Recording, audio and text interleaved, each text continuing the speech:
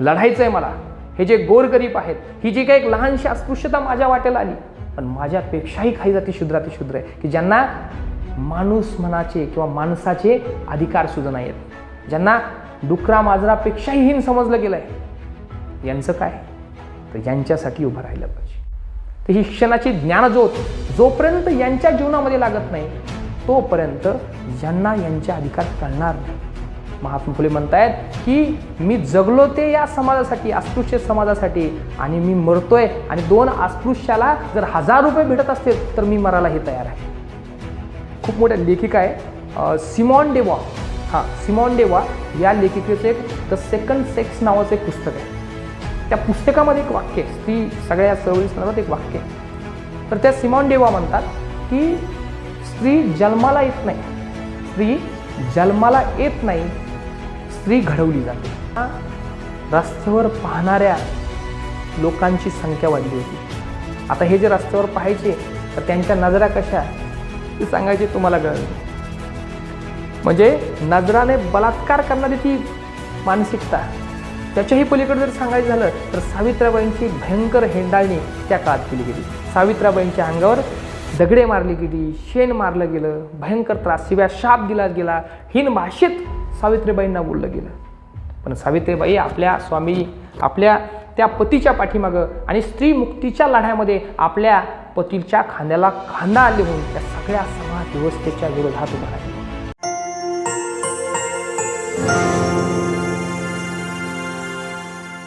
विद्येविना मती गेली, मतीविना नीती गेली, नीतीविना वित्त गेले, वित्ताविना शूद्र खचले, एवढे सारे अनर्थ एका अविद्येने केले.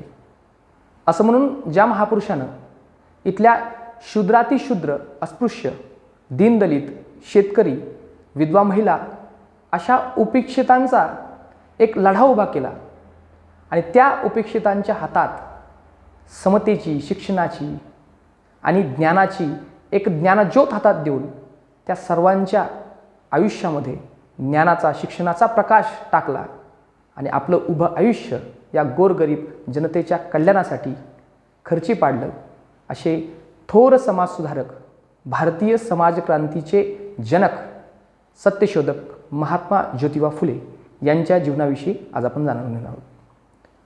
नमस्कार, मी गणेश गिरी मशोदरी स्पर्धा परीक्षा केंद्राच्या या यूट्यूब चॅनलवर आपलं सर्वांचं स्वागत करतो.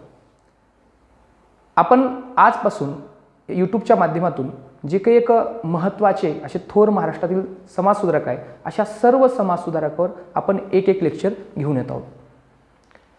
आज आपण निवडलेले जे काही समाजसुधारक आहे ते समाजसुधारक म्हणजे महात्मा ज्योतिबा फुले. खरं तर महात्मा ज्योतिबा फुले यांच्याविषयी बोलण्या अगोदर महात्मा ज्योतिबा फुले यांच्या काळामधील जी काही एक समाजरचना होती ती समाजरचना आपल्याला बघणं गरजेचं आहे. काय समाजरचना होती हो? आपण बघितलं तर हा जो एक कालखंड आहे तो म्हणजे 19व्या शतकाची एकदम सुरुवात. अगदी 1818ला पेशवाईचा अंत होतो आणि आपल्या या मराठी भूमीवर युनियन जॅक फडकला जातो. म्हणजे ब्रिटिशांची सत्ता आपल्या या मराठी भूमीवर येते.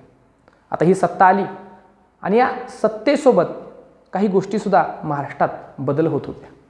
परंतु निश्चित पाहिलं तर आपली ही जी काही एक समाजव्यवस्था आहे ही समाजव्यवस्था वर्णव्यवस्थेतून हळूहळू आता जाती व्यवस्थेकडे ट्रान्सफर होत होती, परावर्तित होत होती. आता ही वर्णव्यवस्था काय की आमच्या समाजाचे 4 वर्णामध्ये विभागणी इथल्या संस्कृतीमधून, इथल्या चाली परंपरा या सगळ्या गोष्टीमधून आपल्या समाजाचं 4 वर्णामध्ये विभागणी केली गेली होती. हे 4 वर्ण कुठले? ते 4 वर्ण म्हणजे काय तर ब्राह्मण, क्षत्रिय, वैश्य आणि शूद्र. यामध्ये सर्वात वाईट अवस्था ती होती ती म्हणजे शूद्रांची. किती वाईट अवस्था? तर या 3ही वर्गाची सेवा शूद्रांनी करायची. अगदी ही कुठलाही फारसा मेवा लक्षात न घेता या 3ही वर्गाची म्हणेल ती सेवा या शूद्रांनी करायची. इतकी दयनीय अवस्था. आणि याच वर्णव्यवस्थेतून हळूहळू कामानुसार जात ठरली, कामानुसार जाती ठरल्या. जे मातीचे भांडे बनवतात तो कुंभार झाला, जो लाकडाचं काम करतोय, अवजारे बनवतोय तो सुतार झाला, नावी झालं कोणी. असे वेगवेगळं कामावरून एक विभागणी जातीचं विभागणी हळूहळूच्या पुढच्या काळामध्ये निर्माण झाली आणि जाती व्यवस्था प्रबळ झाली. परंतु या जाती व्यवस्थेमध्ये सुद्धा काही अशा जाती होत्या, काही असे वर्ग होते की ज्यांना पशुपेक्षाही अगदी गुराढोरापेक्षाही त्यांची वाईट अवस्था होती. अगदी आम्ही पशूंना जवळ समजलं, पण या जातींना, या कनिष्ठ जातींना आम्ही दूर लोटलं. अशी ही जाती व्यवस्था प्रबळ आणि अत्यंत कट्टर अशी ही जाती व्यवस्था महाराष्ट्राच्या त्या मराठ्यावर होती. आता बघा किती कट्टर ही जाती व्यवस्था होती किंवा या कनिष्ठ जातीतील लोकांचं जीवन किती भयंकर त्रासात होतं ते जर आपल्याला बघायचं की 2-3 उदाहरण आपण घेऊ शकतो. मी म्हटलं तुम्हाला की पशुपेक्षाही हीन जीवन यांचं होतं. पशुपेक्षाही अगदी गावातले जे पाणवठे असतात, विहिरी असतील, काही तळे असतील, या पाणवठ्यावर आपले गुरंढोरं, आपल्या गाई म्हशी, बैल पाणी पिऊ शकत होते. कुत्रेसुद्धा पाणी पिऊ शकत होते. एवढंच काय, तर कुठलाही पशु असेल, म्हणजे डुक्कर जरी असेल तर त्या पाणवठ्यावर जाऊन आपली तहान भागू शकत होतं. पण गावातील जे पाणवठे होते ते पाणवठे या पशुसाठी खुले होते, पण काही ज्या काही कनिष्ठ जाती होत्या त्या कनिष्ठ जातीसाठी हे बंद होते. भयंकर अवस्था आहे. आता हे जे कनिष्ठ जाती होत्या, इथला जो अस्पृश्य समाज होता, हा अस्पृश्य समाज गाव कुसाच्या बाहेर राहायचा. म्हणजे गावाच्या बाहेर यांनी राहिलं पाहिजे, गावात यायचं नाही. आलेच तर आमच्या कामासाठी या, आमचं काही काम पडलं, अगदी आमच्या गावामध्ये एखादा गुरढोर मेलं, त्याचा मृत्यू झाला, तर त्याला ओढण्यासाठी तुम्ही येऊ शकता. आमच्या घरातील खरकटी भांडे घासण्यासाठी, ते उरलेलं खरकटं अन्न घेऊन जाण्यासाठी, इतकंच नाही तर आमच्या नाल्या काढण्यासाठी तुम्ही येऊ शकता. इतकी बरबटलेली आणि इतकी खालच्या दर्जाची मानसिकता तत्कालीन काळामध्ये ही सगळी होती. आता या अस्पृश्यांनी जेव्हा गावाच्या मुख्य अशा पेठेमध्ये जर यायचं झालं, मी पुण्याची स्थिती सांगतोय, त्या पुण्याच्या पेठेमध्ये मुख्य अशा वसाहतीमध्ये जर या सगळ्या लोकांना यायचं जर झालं, तर यांची वेळ ठरवली होती, यांचे रस्ते ठरवले होते, यांची ओळख ठरवली होती आणि यांना काही नियमसुद्धा होते. बघा काय नियम होते, यांची वेळ ठरवलेली होती. जर पुण्याच्या बाजारपेठेमध्ये जर तुम्हाला यायचं असेल, पुण्याच्या मुख्य वस्तीमध्ये तुम्हाला जर यायचं असेल, तर मध्यान्ह वेळी म्हणजे दुपारच्या वेळी तुम्ही यायचं. का दुपारच्या वेळी यायचं हो? कारण जर सकाळी सकाळी तुम्ही आले आणि सकाळी आल्यानंतर सूर्य पूर्वेला असतो आणि त्या सूर्याच्या प्रकाशामुळं तुमची सावली ही समोर पडेल, म्हणजे आमच्या अंगावर पडेल, आमच्या वस्तूवर पडेल आणि तुमच्या सावलीचा देखील विंटाळ आम्हाला होतो. इतकी भयंकर अवस्था आहे. पश्चिमेला सूर्य असेल म्हणजे संध्याकाळी पश्चिमेला सूर्य असेल तर तुमची सावली पाठीमागे पडेल, म्हणजे तुमच्या सावलींचा देखील विंटाळ आम्हाला होतो. इतकी भयंकर अस्पृश्यता या पुण्यामध्ये होती. इतकंच नाही तर तुम्ही आमच्या या गावकुसामध्ये येत असताना, या गावामध्ये येत असताना गळ्यामध्ये मडकं बांधा, गळ्यामध्ये मडकं बांधा. का बांधायचं मडकं? तर जेव्हा तुम्ही बोलताल आणि तुम्ही बोलत असताना तुमच्या तोंडावाटे जे काही थुंकी येतील ते आमच्या रस्त्यावर पडेल, ते आमच्या अंगावर पडेल, आमच्या वस्तूवर पडेल आणि त्यामुळे आमचा रस्ता बाटेल, आमच्या वस्तू बाटतील, आम्ही बाटतोल. यायचं आहे ना तुम्हाला आमच्या या वस्तीमध्ये? आमच्या जमिनीवर जर पाय ठेवायचे असतील, तुम्हाला आमच्या या वस्तीवर जर पाय ठेवायचे असतील, तर तुम्हाला कमराला डहाळे बांधावे लागतील, झाडू बांधावे लागतील, किरसुनी बांधावे लागतील. का बांधायच्या या किरसुन्या?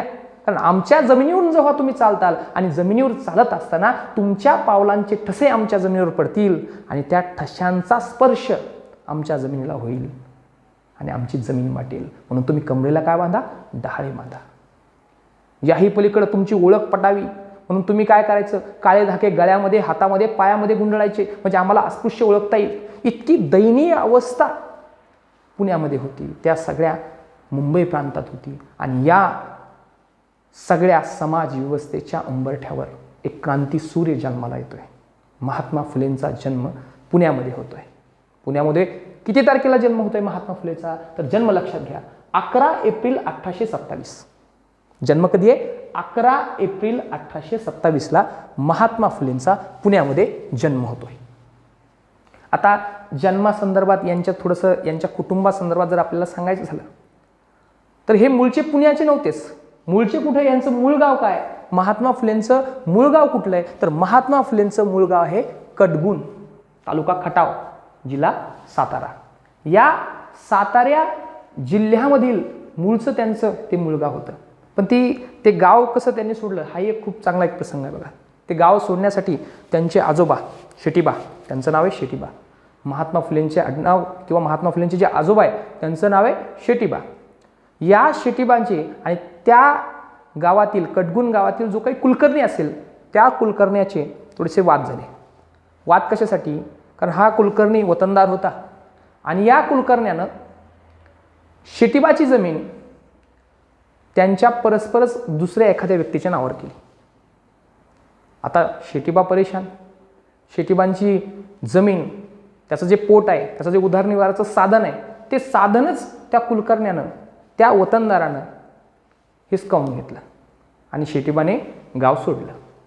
शेटीबा पुण्यात आले आणि पुण्यात आल्यानंतर शेटीबानी जे काही तत्कालीन काळातील माधवराव पेशवे होते, श्रीमंत माधवराव पेशवे, या माधवराव पेशव्याच्या सगळ्या त्या साम्राज्यामध्ये, राज्यामध्ये बागकामासाठी आपला अर्ज केला आणि बागकामाला ते लागले.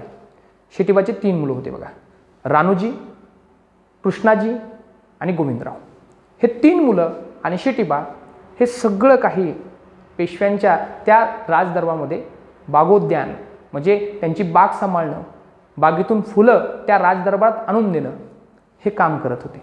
आता हे जे फुले कुटुंब होतं यांचं जर आडनाव जरी बघितलं तुम्ही, मूळ आडनाव काय, तर फुलेंचं मूळ आडनाव आहे ते म्हणजे गोरे. गोरे आडनाव आहे ते बघा. पण ह्या गोऱ्यांचे फुले कसे झाले?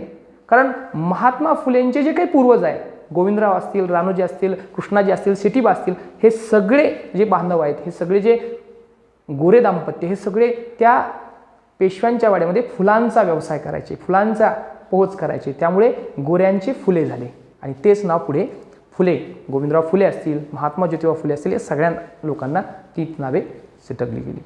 आता शेटीबांचा मृत्यू झाला. शेटीबांच्या मृत्यूनंतर रानोजी मोठा होता. या रानोजीकडे सगळा कारभार, शेती, जमीन. आता या पेशव्यांनी 35 एकर शेती शेटीबांना दिली होती. आता मोठ्या मुलाच्या नावाने ती शेती झाली रानोजीच्या. पण रानोजीने काही काळानंतर ही जी काही 2 लहान आपली भावंड आहे, त्या भावंडाला घरातून काढून दिलं. ते म्हणजे कृष्णा आणि गोविंदराव यांना घरातून हाकलून दिलं आणि रानोजीने ती सगळी काही शेतजमीन आहे ती आपल्या नावावर करून घेतली. आता गोविंदराव म्हणजे जे महात्मा फुलेंचे पिता आहेत, हे गोविंदराव एक लहानसा त्यांनी भाजीपालाचा आपला एक लहानसा व्यवसाय सुरू केला आणि भाजीपालाचा व्यवसाय सुरू करून आपला उदरनिर्वाह ते करू लागले. आणि या गोविंदरावच्या पोटी आणि त्यांच्या आईचं नाव आहे बघा, त्यांच्या आईचं नाव आहे चिमणाबाई. महात्मा फुलेंच्या आईचं नाव आहे ते म्हणजे चिमणाबाई. या चिमणाबाई आणि गोविंदराव फुले मूळचे ते गोरे. या चिमणाबाई आणि गोविंदराव फुलेंच्या पोटी जन्माला आले 11 एप्रिल 1827ला पुण्यामध्ये, ते म्हणजे महात्मा ज्योतिबा फुले. इथपर्यंत आपल्याला समजलं बघा. परंतु घटना अशा घडतात की महात्मा फुले 1 वर्षाचे असताना महात्मा फुलेंच्या ज्या आई आहेत चिमणाबाई, त्यांचा मृत्यू होतो. आता मृत्यू झाल्यानंतर 1 वर्षाच्या त्या तान्ह्या बाळाला सांभाळण्याची जी जबाबदारी आहे, ती जबाबदारी एका स्त्रीकडे जाते. ती स्त्री म्हणजे कोण? तर गोविंदरावाची मांडलेली बहीण. ती स्त्री म्हणजे कोण? तर गोविंदरावाची मांडलेली बहीण. ती बहीण म्हणजे कोण? तर ते आहेत सगुणाबाई क्षीरसागर. महात्मा फुलेंचा जो काही सांभाळ आहे, महात्मा फुलेंच्या ज्या जीवनावर सगळं जे काही प्रभाव दिसतो बालमनावर, तो बालमनावर प्रभाव पडला ते म्हणजे सगुणाबाई क्षीरसागर यांचा. आता ह्या सगुणाबाई गोविंदरावाच्या शेतीवर कामाला यायच्या. त्या विधवा होत्या. मुळात पहिला प्रश्न म्हणजे तो विधवा व्हायच्या आणि विधवा असताना त्या फुलेंचा, ज्योतिबांचा सांभाळ करायच्या. आणि या ज्या सगुणाबाई आहे, त्या सगुणाबाई एका ख्रिस्ती धर्मोपदेशक जो आहे, पाद्री जो आहे, त्या पाद्रीच्या घरी त्याचे लहान लेकरं सांभाळण्यासाठी सुद्धा जात आणि आपल्यासोबत त्या ज्योतिबाला घेत आणि त्या ख्रिस्ती मिशनराच्या घरी जाऊन त्या लहान मुलासोबत, ख्रिस्ती त्या मिशनराच्या लहान मुलासोबत ज्योतिबालाही ठेवत खेळत असत. ती लहानपणापासूनच ज्योतिबा आणि ती एक इंग्रजीची लोक जी होती त्यांचा तो संबंध त्या ठिकाणी दिसून येतोय आपल्याला. त्यानंतर या सगुणाबाईंनी त्यांना सगळा जे काही एक आधुनिक विचारधारा म्हणतील किंवा त्या इंग्रजी लोकांच्या संदर्भातली जी जुळवणूक आहे, त्या सगळ्यांचं शिक्षण लहानपणापासूनच सगुणाबाई क्षीरसागर यांनी दिलं. आता महात्मा फुले यांचं जर शिक्षण बघितलं आपण तर 1834 ते 1838 दरम्यान, 1834 पासून 1838 दरम्यान एका पंतोजीच्या शाळेत, मराठी शिक्षण शाळेमध्ये, एका पंतोजीच्या शाळेमध्ये त्यांना शाळेत दाखल केलं. आता शाळेत ते गेले आणि शाळेत आकडेमोडीचं जे तेवढं शिक्षण आहे, म्हणजे आपला फुलांचा व्यवसाय किंवा आपल्या भाजीपाल्याचा व्यवसाय त्यांना करता यावं, आकडेवारी मोजतावी, हिशोब करता यावी, इथपर्यंत जे शिक्षण गरजेचं आहे तितकं शिक्षण त्यांना देण्यात आलं. आणि मुलगा आता आपल्या व्यवसायाला जितकं गरजेचं शिक्षण आहे तितकं शिक्षण घेऊन आता मुलगा शिकला. या हिशोबानं गोविंदरावांनी त्यांचं शिक्षण बंद केलं आणि बंद केल्यानंतर महात्मा फुले हे आता आपल्या व्यवसायात रुजू झाले. पण महात्मा फुले यांची हुशारी दोन माणसांनी ओळखली आणि त्यांच्या लक्षात आलं की हा मुलगा फक्त आकडेवारीचं शिक्षण घेण्यापुरता नाही आहे, याला जर खऱ्या अर्थाने इंग्रजी शिक्षण जर आपण दिलं, खरं जर आधुनिक शिक्षण दिलं तर हा मुलगा खूप पुढे जाईल. म्हणून गोविंदरावाकडे दोन माणसांनी आग्रह धरला आणि सांगितलं की तुमच्या मुलाला, ज्योतिबाला तुम्ही शिकवा. ती दोन मुलेही खूप महत्त्वाची, ती दोन माणसंही खूप महत्त्वाची. ती माणसे म्हणजे कोण? गफार बेग मुन्शी. ती माणसे म्हणजे कोण? ज्यांनी गोविंदरावाकडे आग्रह धरला ज्योतिबांच्या शिक्षणासाठी. ती माणसे म्हणजे कोण? तर गफार बेग मुन्शी आणि दुसरे म्हणजे मिस्टर लेजिट साहेब. या दोन माणसांनी गोविंदराव फुले यांच्याकडे ज्योतिबांना शिकवा, शाळेत पाठवा, इंग्रजी शाळेत पाठवा म्हणून आग्रह धरला. आता ज्योतिबा इंग्रजी शाळेत गेले. आता कुठल्या इंग्रजी शाळेत गेले? तर ते गेले स्कॉटिश मिशनरी शाळेत. हे खूप महत्त्वाचं आहे बघा. ज्योतिबांचं शिक्षण कुठल्या इंग्रजी शाळेत झालंय? तर ते झालंय स्कॉटिश मिशनरी शाळेत 1841 ते 1847 पर्यंत. मिशनरी शाळा, ख्रिस्ती धर्मोपदेशकानं जे काही चांगले कामं करण्यासाठी ख्रिश्चन मिशनरी या भारतात आले होते आणि त्या चांगले कामाच्या आडून ज्यांना या व्यवस्थेने नाकारलंय त्या व्यवस्थेतील लोकांना आरोग्य, शिक्षण, त्याच्या संधी द्यायच्या आणि त्यांना आपला धर्म पटवून द्यायचा.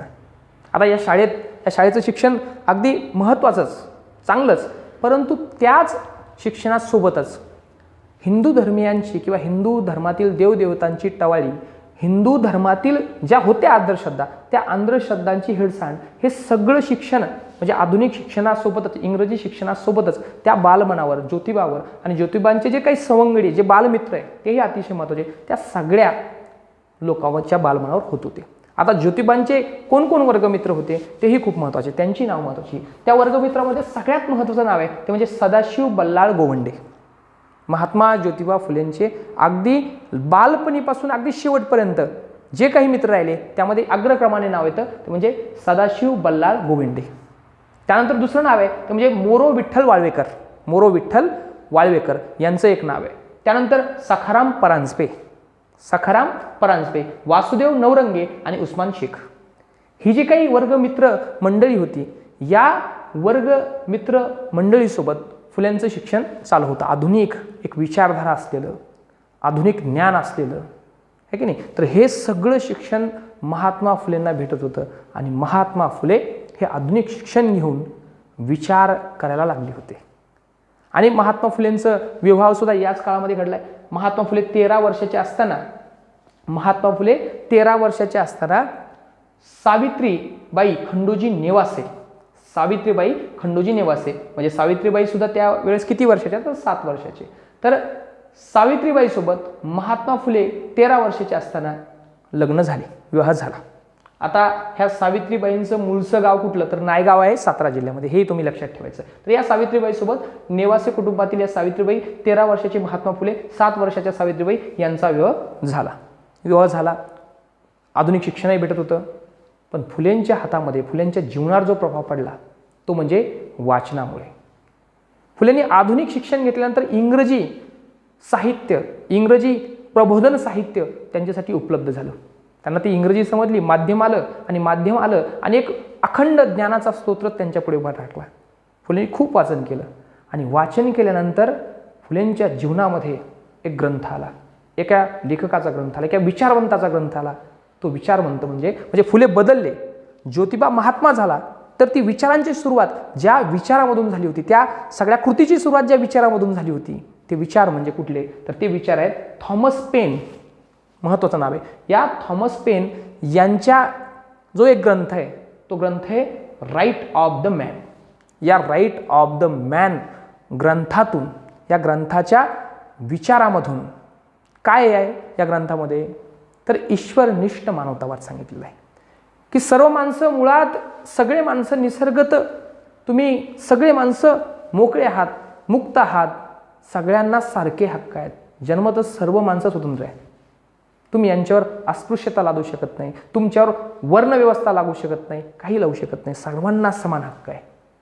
हे विचार महात्मा फुलेंना खूप म्हणजे भयंकर, तत्कालीन काळातील जी समाजव्यवस्था आहे आणि थॉमस पेनचे हे जे विचार आहे, या विचारामध्ये आणि आजच्या आपल्या समाजव्यवस्थेमध्ये भयंकर अंतर महात्मा फुलेंना दिसलं. आणि हे अंतर महात्मा फुलेंना दिसलंच. आणि दिसल्यानंतर दुसरे 1-2 ग्रंथ आहे बघा, त्यांचा देखील महात्मा फुलेंच्या जीवनावर भयंकर प्रभाव आहे. एक ग्रंथ म्हणजे कुठला, तर तो आहे वज्रसूची. लक्षात घ्या, संस्कृतमधील हा ग्रंथ आहे, त्याचं नाव आहे वज्रसूची. आणि दुसरा ग्रंथ आहे कबीरांचा विप्रमती. संत कबीर यांचा विप्रमती या ग्रंथाचा प्रभाव देखील महात्मा फुले यांच्या जीवनावरती होता. महात्मा फुलेवरती विप्रमती, वज्रसूती आणि थॉमस पेन यांचा राईट ऑफ द मेन, तर या महत्त्वाच्या ग्रंथाचा प्रभाव होता. आता नुसते हे विचार वाचून क्रांती तर घडणारच नव्हती. विचारांना कृतीचीही जोड असणं गरजेचं होतं. आणि कृतीची जोड तर गरजेची आहे, पण हे जे काही अस्पृश्यता आहे ही जोपर्यंत समाजात दिसते तोपर्यंत तिच्याबद्दल आपल्याला वाईट वाटतं की अरे हे चांगलं नाही.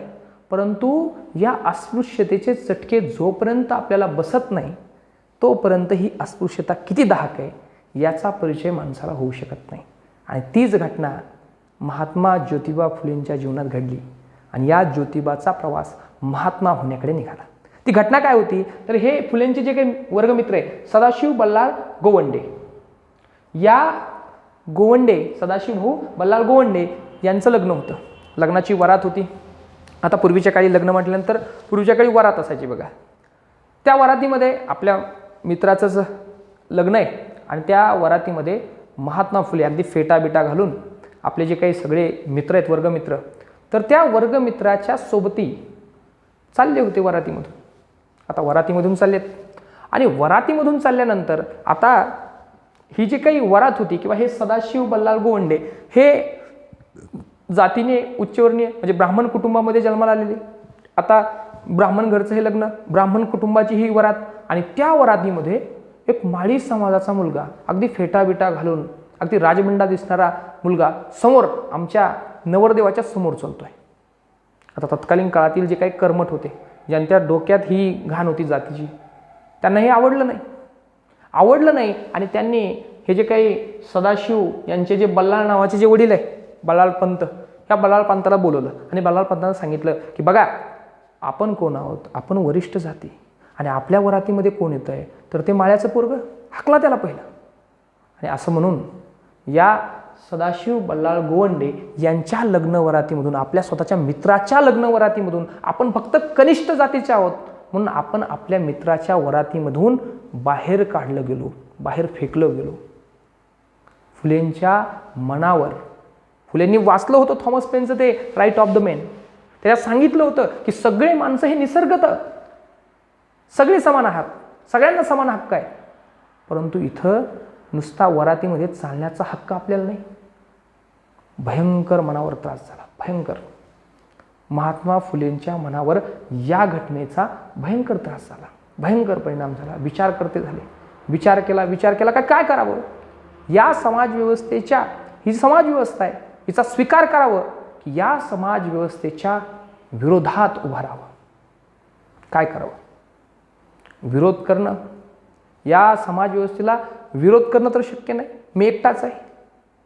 या समाजव्यवस्थेविरोधात शांत बसणं हे तर शक्य नाही.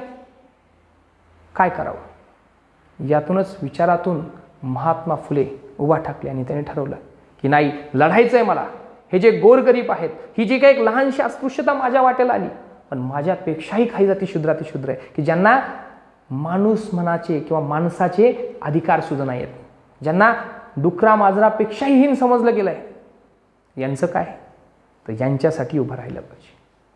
पण आता हे जे काही कनिष्ठ वरिष्ठ समजणाऱ्या जाती आहेत, ह्या वरिष्ठ समजणाऱ्या जातींचे काय करावे, यांच्या विरोधात कुठली या समाज व्यवस्थेच्या विरोधात एखादा लढा उभा करायचा आहे, कधी उभा करायचा आहे. ह्या सगळ्यांना गोळा करायचं आणि यांच्यावर हल्ले करायचे, शस्त्र हातात घेऊन यांच्यावर हल्ले करायचे? नेमकं काय करावं? असं काय केलं पाहिजे की ही व्यवस्था बदलेल, ह्या अस्पृश्यांना त्यांचे अधिकार कळतील? काय करावं? तर पहिलं महात्मा फुलेंना लक्षात आलं की आपण आपले विचार का सुधारलेत, आपल्याला जे काही आधुनिक शिक्षण भेटलंय त्या आधुनिक शिक्षणाच्या बळावर आपल्याला आपण समान आहोत, आपण सारखे आहोत हा आत्मविश्वास आपल्या मनात आलाय. तो कशामुळे? तर शिक्षणामुळे.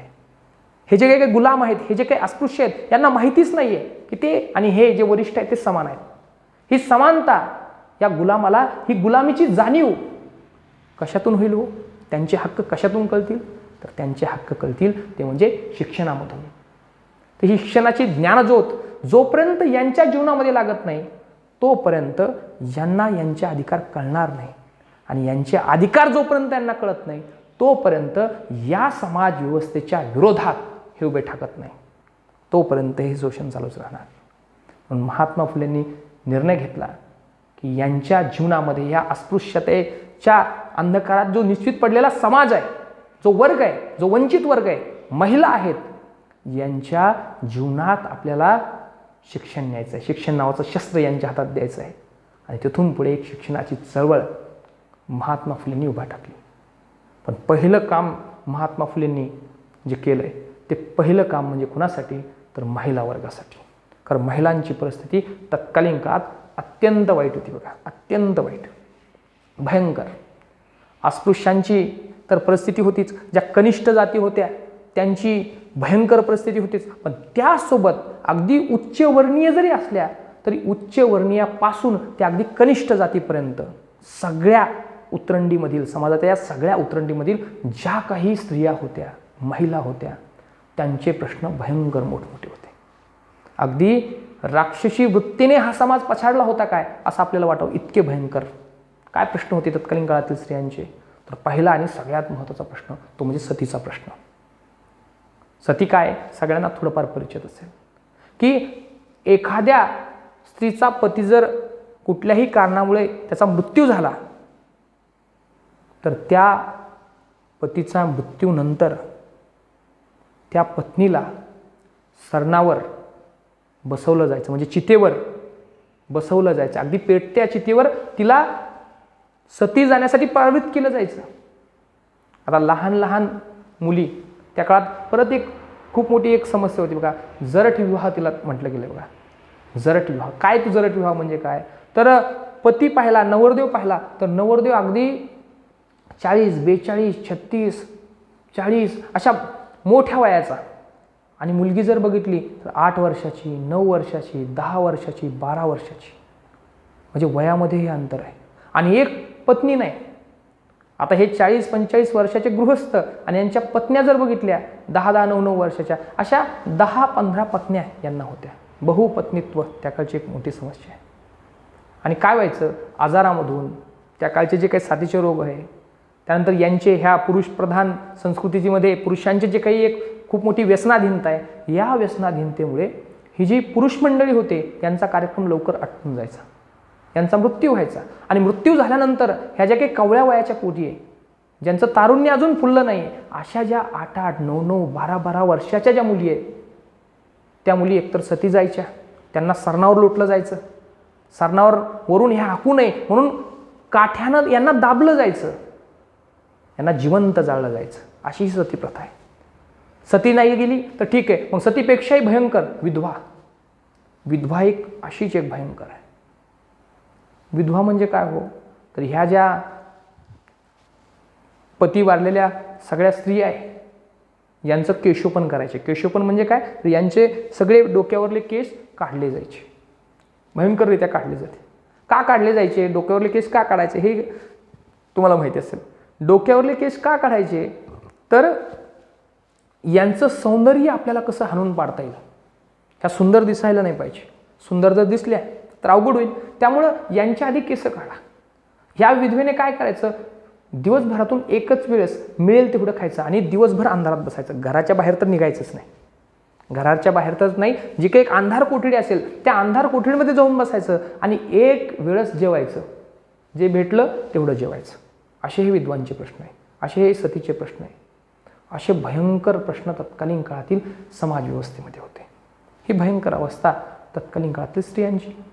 मग महात्मा फुलेंनी पहिलं काम केलं ते म्हटले की पहिलं शिक्षण कोणाला दिलं पाहिजे, तर पहिलं शिक्षण हे मुलींना दिलं पाहिजे. मुलींना पहिलं शिक्षण दिलं पाहिजे. जोपर्यंत या मुली शिकत नाही तोपर्यंत समाजामध्ये परिवर्तन होऊ शकत नाही. जिच्या हातात पाळण्याची दोरी तीच जगाला उद्धारी. तर पहिल्यांदा महिला शिकल्या पाहिजेत, पहिल्यांदा या स्त्रिया शिकल्या पाहिजेत आणि तेव्हाच खऱ्या अर्थानं आपल्या सामाजिक क्रांतीला सुरुवात होईल, एक बेस तयार होईल. म्हणून महात्मा फुलेंनी पहिल्यांदा काय काम केलं, तर पहिल्यांदा मुलींची शाळा काढली. पहिलं जीवनातील कार्य बघा, महात्मा फुलेंनी पहिलं काम केलं ते म्हणजे काय, तर 3 जुलै 1848 रोजी 3 जुलै 1848 रोजी महात्मा फुलेंनी तात्यासाहेब भिडे यांच्या वाड्यामध्ये, कोणाच्या वाड्यामध्ये, तात्यासाहेब भिडे यांच्या वाड्यामध्ये पुण्यामध्ये बुधवार पेठेत, ही शाळा कुठं काढली बघा, पुण्यामध्ये बुधवार पेठेमध्ये तात्यासाहेब भिडे यांच्या वाड्यामध्ये 3 जुलै 1848ला ही शाळा काढली. आता शाळा तर काढली होती, महात्मा फुलेंनी शाळा काढली.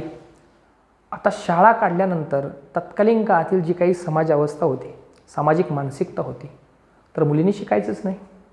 का शिकायचं नाही मुलींनी, तर त्याचे कारणं सुद्धा आहेत बघा. का शिकायचं नाही याचे कारणं देतात ती मंडळी, कर्मठ मंडळी जी होते ते कारणं पण द्यायची. त्यातलं पहिलं कारण म्हणजे काय, की जर मुली शिकल्या तर त्यांच्या पतीचं जे काही वय आहे, पतीचं जे काही आयुष्य आहे ते आयुष्य कमी होत आहे. क्रमांक 1चं कारण तत्कालीन काळ, की जर मुली शिकल्या तर त्यांच्या पतीचं आयुष्य हे कमी होत आहे. दुसरं कारण त्यांनी सांगायचं आहे की जर मुली शिकल्या आणि त्या जर अक्षर काढायला शिकल्या, लिहायला शिकल्या, तर त्यांच्या अक्षराच्या आळ्या होतात, त्यांच्या अक्षरासारख्याच आळ्या होतात आणि त्या पतीच्या जीवनामध्ये येतात. तिसरं महत्त्वाचं कारण दिलं जायचं की मुली शिकायला नाही पाहिजे. कारण काय, तर मुली जर शिकल्या तर त्या पळून जाऊन लग्न करतील. असे 3 महत्त्वाचे कारणं दिले जायचे आणि हे 3 कारणं देऊन मुलींना शिक्षण नाकारलं जायचं. मुलींनी काय करायचं, चूल आणि मूल, याच्या पलीकडे मुलींनी फारसं काही एक लक्षात घ्यायचं नाही. फक्त चूल आणि मूल इतकंच शिकायचं. अशी ही समाजावस्था होती, भयंकर समाजावस्था. आणि त्या व्यवस्थेच्या विरोधात जाऊन महात्मा फुले मुलींसाठी शाळा काढतात. किती वर्षी काढतात, त्यांचं वय काय बरं महात्मा फुलेंचं, 21व्या वर्षी महात्मा फुले मुलींसाठी शाळा काढतायत. आता तत्कालीन काळातील जे काही कर्मठ लोक होते त्यांचे धाबे दणादले.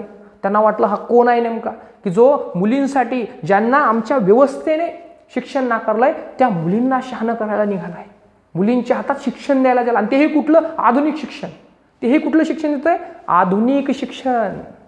म्हणजे भाकरी मागं पळणारं शिक्षण नाही, नुसतं नोकरी मागं पाठीमागं पळणारं शिक्षण नाही, किंवा आकडेमोडीचं शिक्षण नाही, तर जाणतेपणाचं शिक्षण महात्मा फुले देत आहेत. ज्या शिक्षणातून तुम्हाला ज्ञान कळेल, ज्या शिक्षणातून तुम्हाला तुमचे हक्क कळतील, असं जाणतेपणाचं, व्यवस्थेविरोधात उभा ठाकणारं शिक्षण महात्मा फुले मुलींना देत आहेत. इथली व्यवस्था शांत बसणार नव्हती. त्यांनी काड्या करायला सुरुवात केली. अगदी पहिले धरले ते म्हणजे महात्मा फुलेंचे वडील गोविंदराव. गोविंदरावाला सांगितलं की गोविंदराव, तुमचा मुलगा, तुमची ती सून मुलींना शिकवतायत, आम्ही काय करावं. ते मुलींना शिकवतात. आपल्या या सगळ्या संस्कृतीच्या विरोधात, आपल्या धर्माच्या विरोधात ते जात आहेत, संस्कृतीच्या विरोधात जात आहेत. तुम्ही त्यांना सांगा बरे, नाहीतर तुम्हाला वाईट टाकलं जाईल. गोविंदरावांना धमकीच त्या पद्धतीच्या कर्मठ लोकांनी दिली. आता गोविंदराव जुन्या विचाराचे आहे की नाही, त्यांना भीती वाटली आणि ते ज्योतिरावला म्हणतात, एक काम कर, तू तर शिकवतोच, पण एक काम कर, आपली जी काही सून आहे सावित्रीबाई, त्या सावित्रीला शाळेत नेऊ नको शिकवायला, तिला घरीच राहू दे. घरीच काय कमी कामं आहेत का, तर इतके मोठे कामं घरात पडलेले असतात आणि तू तुझ्या बायकोला घेऊन शाळेमध्ये शिकायला जातो. तर हे काय मला बरं वाटत नाही. आपल्या जी घराची इज्जत आहे ती आपली ही मुलगी आहे, ती आपली ही सून आहे, आणि ती अशी रस्त्यावर जाताना मला काय आवडत नाही. तू एक काम कर, तिला घरात ठेव, तुला करायचं तर तुझा धंदा चालू ठेव. गोविंदरावाचे हे शब्द महात्मा फुलेंनी ऐकले आणि गोविंदरावांना महात्मा फुले म्हणतायत की ही जी काही स्त्री चळवळ आम्ही दोघांनी सुरू केली आहे, आम्ही दाम्पत्याने सुरू केली आहे, ते आम्ही मेलो तरीही थांबणारी नाही, मेलो तरीही हटणार नाही. गोविंदराव खवळले आणि गोविंदरावांनी म्हटले की तुम्हाला जर ही चळवळ अशी चालू ठेवायची असेल, तुम्हाला जर तुमची शाळा आणि तुमचं ते मुलींचं शिक्षण असंच चालू ठेवायचं असेल, तर माझ्या घरात तुम्हाला राहता येणार नाही, सोडा, माझं घर सोडा. महात्मा फुलेंनी आपला सगळं काही सामान, ते सगळं काही घेतलं आणि महात्मा फुले यांनी गोविंदरावाचं आपलं स्वतःचं घर सोडलं आणि महात्मा फुलेंना स्वतःचं घर सोडल्यानंतर ज्या माणसानं साथ दिली तो माणूस, ज्या माणसानं आपल्या घरात जागा दिली तो माणूस म्हणजे कोण, तर तो माणूस म्हणजे उस्मान शेख.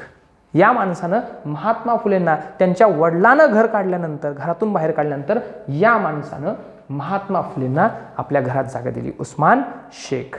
बघा, महात्मा फुलेंना जी काही शाळा काढण्याची प्रेरणा होती, आहे अजून एक महत्त्वाचं बघा, महात्मा फुलेंना मुलींची शाळा काढण्यामागची जी प्रेरणा होती, तर ती प्रेरणा जी भेटली होती अहमदनगरच्या मिशनरी स्कूलच्या मिस फरार यांच्याकडून. अहमदनगरचं जे काही मिशनरी स्कूल होतं त्यांच्या ज्या काही मिस फरार होत्या, या मिस फरार यांच्याकडून महात्मा फुलेंना मुलींची शाळा काढण्याचं एक महत्त्वाचं म्हणजे जे काही एक प्रेरणा आहे ती भेटली होती बघा.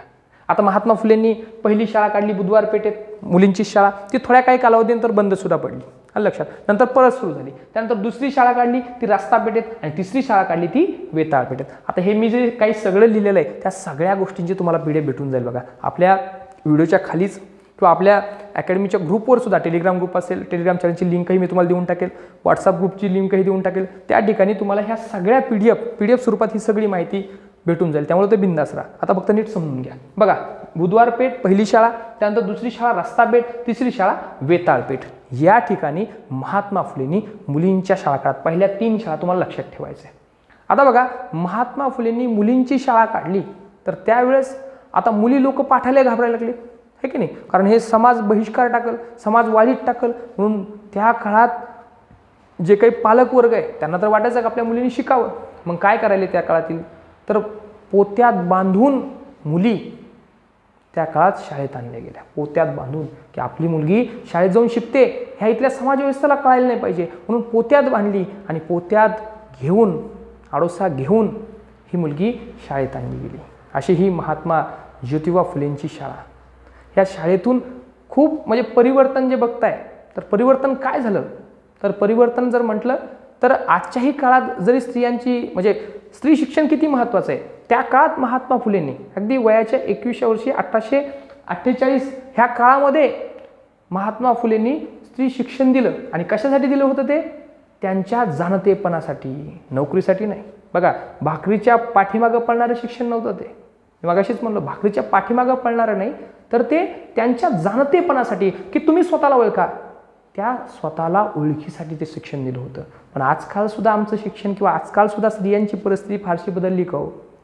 थोडीफार बदल झाले असतील, की विधवा नाही, म्हणजे विधवाचे पुनर्विवाह थोडेफार जातीमध्ये होत आहेत, परंतु सती नाही आहे, ठीक आहे. परंतु अजून सुद्धा विधवांचे आपल्या महिलांचे भयंकर प्रश्न आहे ना, हुंडाबळी असतील, बलात्कार असतील, असे भयंकर मोठमोठे प्रश्न अजूनही जिवंत आहे. अजून सुद्धा मुलींचं शिक्षण बघा ना, ग्रामीण भागामधील मुलींचं शिक्षणाचा जर तुम्ही विचार केला तर मुलींचं शिक्षण कुठं कामाला येतं ग्रामीण भागातील, तर ग्रामीण भागातील मुलींचं शिक्षण हे त्यांच्या बायोडाटावर कामाला येतं आहे. बायोडाटावर लिहिण्यासाठी, की आम्हाला नको आहे नाही शिकलेली मुलगी, थोडी 12वी पास तरी पाहिजे, म्हणून बायोडाटा रंगवण्यासाठीच मुलीचं शिक्षण कामी आले. अजून सुद्धा ग्रामीण भागातील मुलींची जी काही परिस्थिती आहे ती फारशी बदलली नाही. अजूनही अन्याय अत्याचार सहन करणारी एक जात म्हणूनच स्त्रियांना ओळखलं जात आहे. अजूनही बघा, सासरी जर काही थोडासा तिच्यावर हिंसा झाली, नवऱ्यांनी मारलं समजा, सासऱ्यांनी मारलं, सासूने त्रास दिला, आणि ती जर आपल्या वेदना घेऊन तिच्या भावाकडे आली, तिच्या घरी आली, आईला सांगितलं, तर पहिल्यांदा तिच्यावर झालेला अन्याय दाबण्यासाठी पहिल्यांदा काम कोण करत असेल तर ती सुद्धा एक स्त्री करते. आपल्या मुलीला पहिल्यांदा सहन करत बाबा असंच असतं हे असं म्हणून कोण समजून सांगतं, तर ती पहिल्यांदा तिची आईच सांगते. म्हणजे काय हे सगळं, काय हे असं घडतं आहे? कारण एक वाक्य बघा, एक खूप मोठ्या लेखिका आहे सिमॉन डेवा. सिमॉन डेवा या लेखिकेचं एक द सेकंड सेक्स नावाचं एक पुस्तक आहे. त्या पुस्तकामध्ये एक वाक्य आहे, स्त्री सगळ्या चळवळी संदर्भात एक वाक्य आहे. तर त्या सिमॉन डेवा म्हणतात की स्त्री जन्माला येत नाही, स्त्री घडवली जाते. काय म्हणतात त्या, की स्त्री जन्माला येत नाही, हे स्त्री घडवली जाते.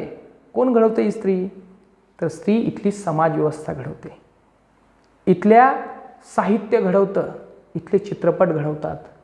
चित्रपट खूप मोठा, म्हणजे चित्रपटामध्ये सुद्धा, साहित्यामधून सुद्धा बघा ना, आजकालच्या सुद्धा स्त्रियांची चित्रपटामधून काय प्रतिमा रंगवली जाते. स्त्री म्हणजे कोण आहे हो?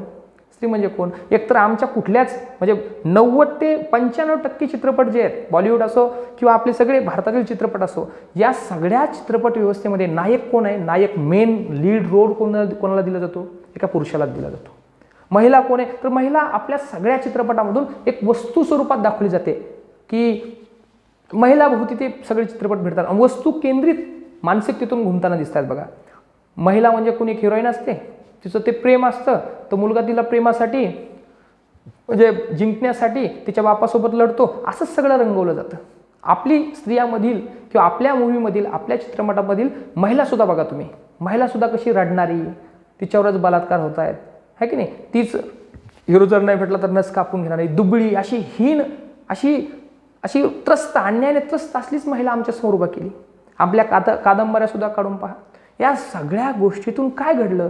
तर या सगळ्या गोष्टीतून महिला ही दुबळी दाखवली गेली आणि त्यामुळे या दुबळेपणातूनच स्त्री घडवली गेली. तेच आम्ही आमच्या पुढच्या पिढीला देतोय. अजूनसुद्धा हे घडत आहे.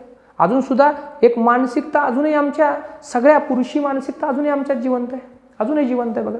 अजूनसुद्धा बघा, आपलं एखादं लेकरू असेल, ते लेकरू जगवण्यासाठी, वाढवण्यासाठी कोण सगळ्यात जास्त कष्ट करतो? एक सरळ बघा, कोण सगळ्यात जास्त कष्ट करतं? ते म्हणजे आई, त्या लेकराची आई. पण लेकराच्या नावापुढं अजूनही कुणाचं नाव लागतं? अजूनही कुणाचं नाव लागतं? समजा तुमचं नाव संजय टिंब असेल तर कुणाचं नाव लागतं? अजूनही बघा, वडिलांचंच नाव. ते चूक नाही म्हणत नाही, पण आईचंही नावाला जागा पाहिजे कुठेतरी, बरोबर आहे का नाही? तिने सांभाळले 9 महिने, तिने तो त्रास सहन केला, तो पेन सहन केला. काय खायचं, काय नाही खायचं, किती खायचं, कधी खायचं, इतके सगळे भयंकर नियम तिने पाळलेत. आणि मुलाला नाव कोणाचं लावलं जातं? ते म्हणजे त्याच्या बापाचं. त्यानंतर मुलाला जात कोणाची चिटकवली जाते? त्याच्या बापाची. महिलांचं काय? म्हणजे ही भयंकर, म्हणजे या संदर्भात मी जरी बोलायला लागलो तरी काहींना हे थोडंसं टोचेल किंवा माझ्यावरही, म्हणजे भयंकर ही मानसिकता आहे बघा. अजूनसुद्धा बघा, म्हणजे ही जी पुरुषी मानसिकता आहे ती आम्ही फक्त ह्या स्त्री आणि पुरुष संबंधामध्ये नाही ठेवली, तर अगदी वस्तूच्या निवडीमध्ये, प्राण्याच्या निवडीमध्ये. हा एक आठवलं म्हणून सांगतोय की जर आपण बघा ना, कुत्रा पाळतो का कुत्री? जास्त प्रमाणात काय पाळतो आपण? बघा, थोडंसं विचार करा. 90% लोक काय पाळतात? कुत्रा. आता आपण सगळे शेतकऱ्याची मुलं आहे, आपण थोडंसं हेही बघू शकतो की जर आपण वाड्यामध्ये गेलो, आपला जो काही वाडा असतो बंदिस्त गुराढोरांचा, तर त्या वाड्यामध्ये जर सायंकाळी गेलो तर एक गाय असते आणि बैल पण असतात बघा. तर आपले वडील किंवा आपण स्वतःसुद्धा गाईला जास्त खायला टाकतो का बैलाला जास्त खायला टाकतो? म्हणजे बैलाला पेंडसुद्धा जास्त चालली जाते. आपल्या सगळ्यांच्या घरात मुलं वंशाचा दिवाच आणि मुली काय? तुमच्या शिक्षणामध्ये असतील, दिवाळीला नवीन कपडे असतील, ह्या सगळ्या लहान लहान गोष्टीत जरी ऑब्झर्व केलं तरी आपल्याला लक्षात येतं आहे अजूनसुद्धा महिलांची स्थिती अशी फारशी बदलली आहे. महात्मा फुलेंना जी अभिप्रेत होती तितकी बदलली आहे. त्याच्यासाठी त्यांनी शिक्षणाच्या धारेत आणलं आहे. असे फारसे बदल झालेले नाहीच आहेत. जोपर्यंत मी म्हणतो हे समाजसुधारक परीक्षेपुरते नसतात वाचत, परीक्षेपुरते हे तर कळलं आपल्याला की महात्मा फुलेंनी मुलींची शाळा काढली, कुठं काढली, दादासाहेब भिडेंच्या वाड्यात काढली, हे सगळं ठीक आहे.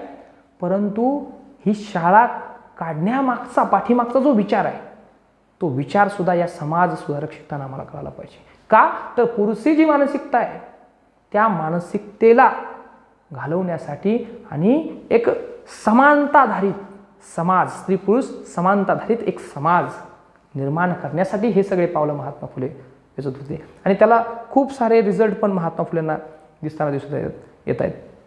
जेव्हा त्या विश्रामबाग वाड्यामध्ये मुलींची पहिली परीक्षा होती आणि त्या पहिल्या परीक्षेला हे सगळे जे काही, म्हणजे आता मुली कशा लिहितात, कशी परीक्षा देतात, तर ही मुली कशी परीक्षा देतात आणि कशा लिहितात, तर हे पाहण्यासाठी सुद्धा एक गर्दी झाली होती. आणि त्या गर्दीमध्ये तर तत्कालीन काळातील एक मिस जोन्स नावाच्या खूप मोठ्या इंग्रजी माणसाची, अधिकाऱ्याची पत्नी होती.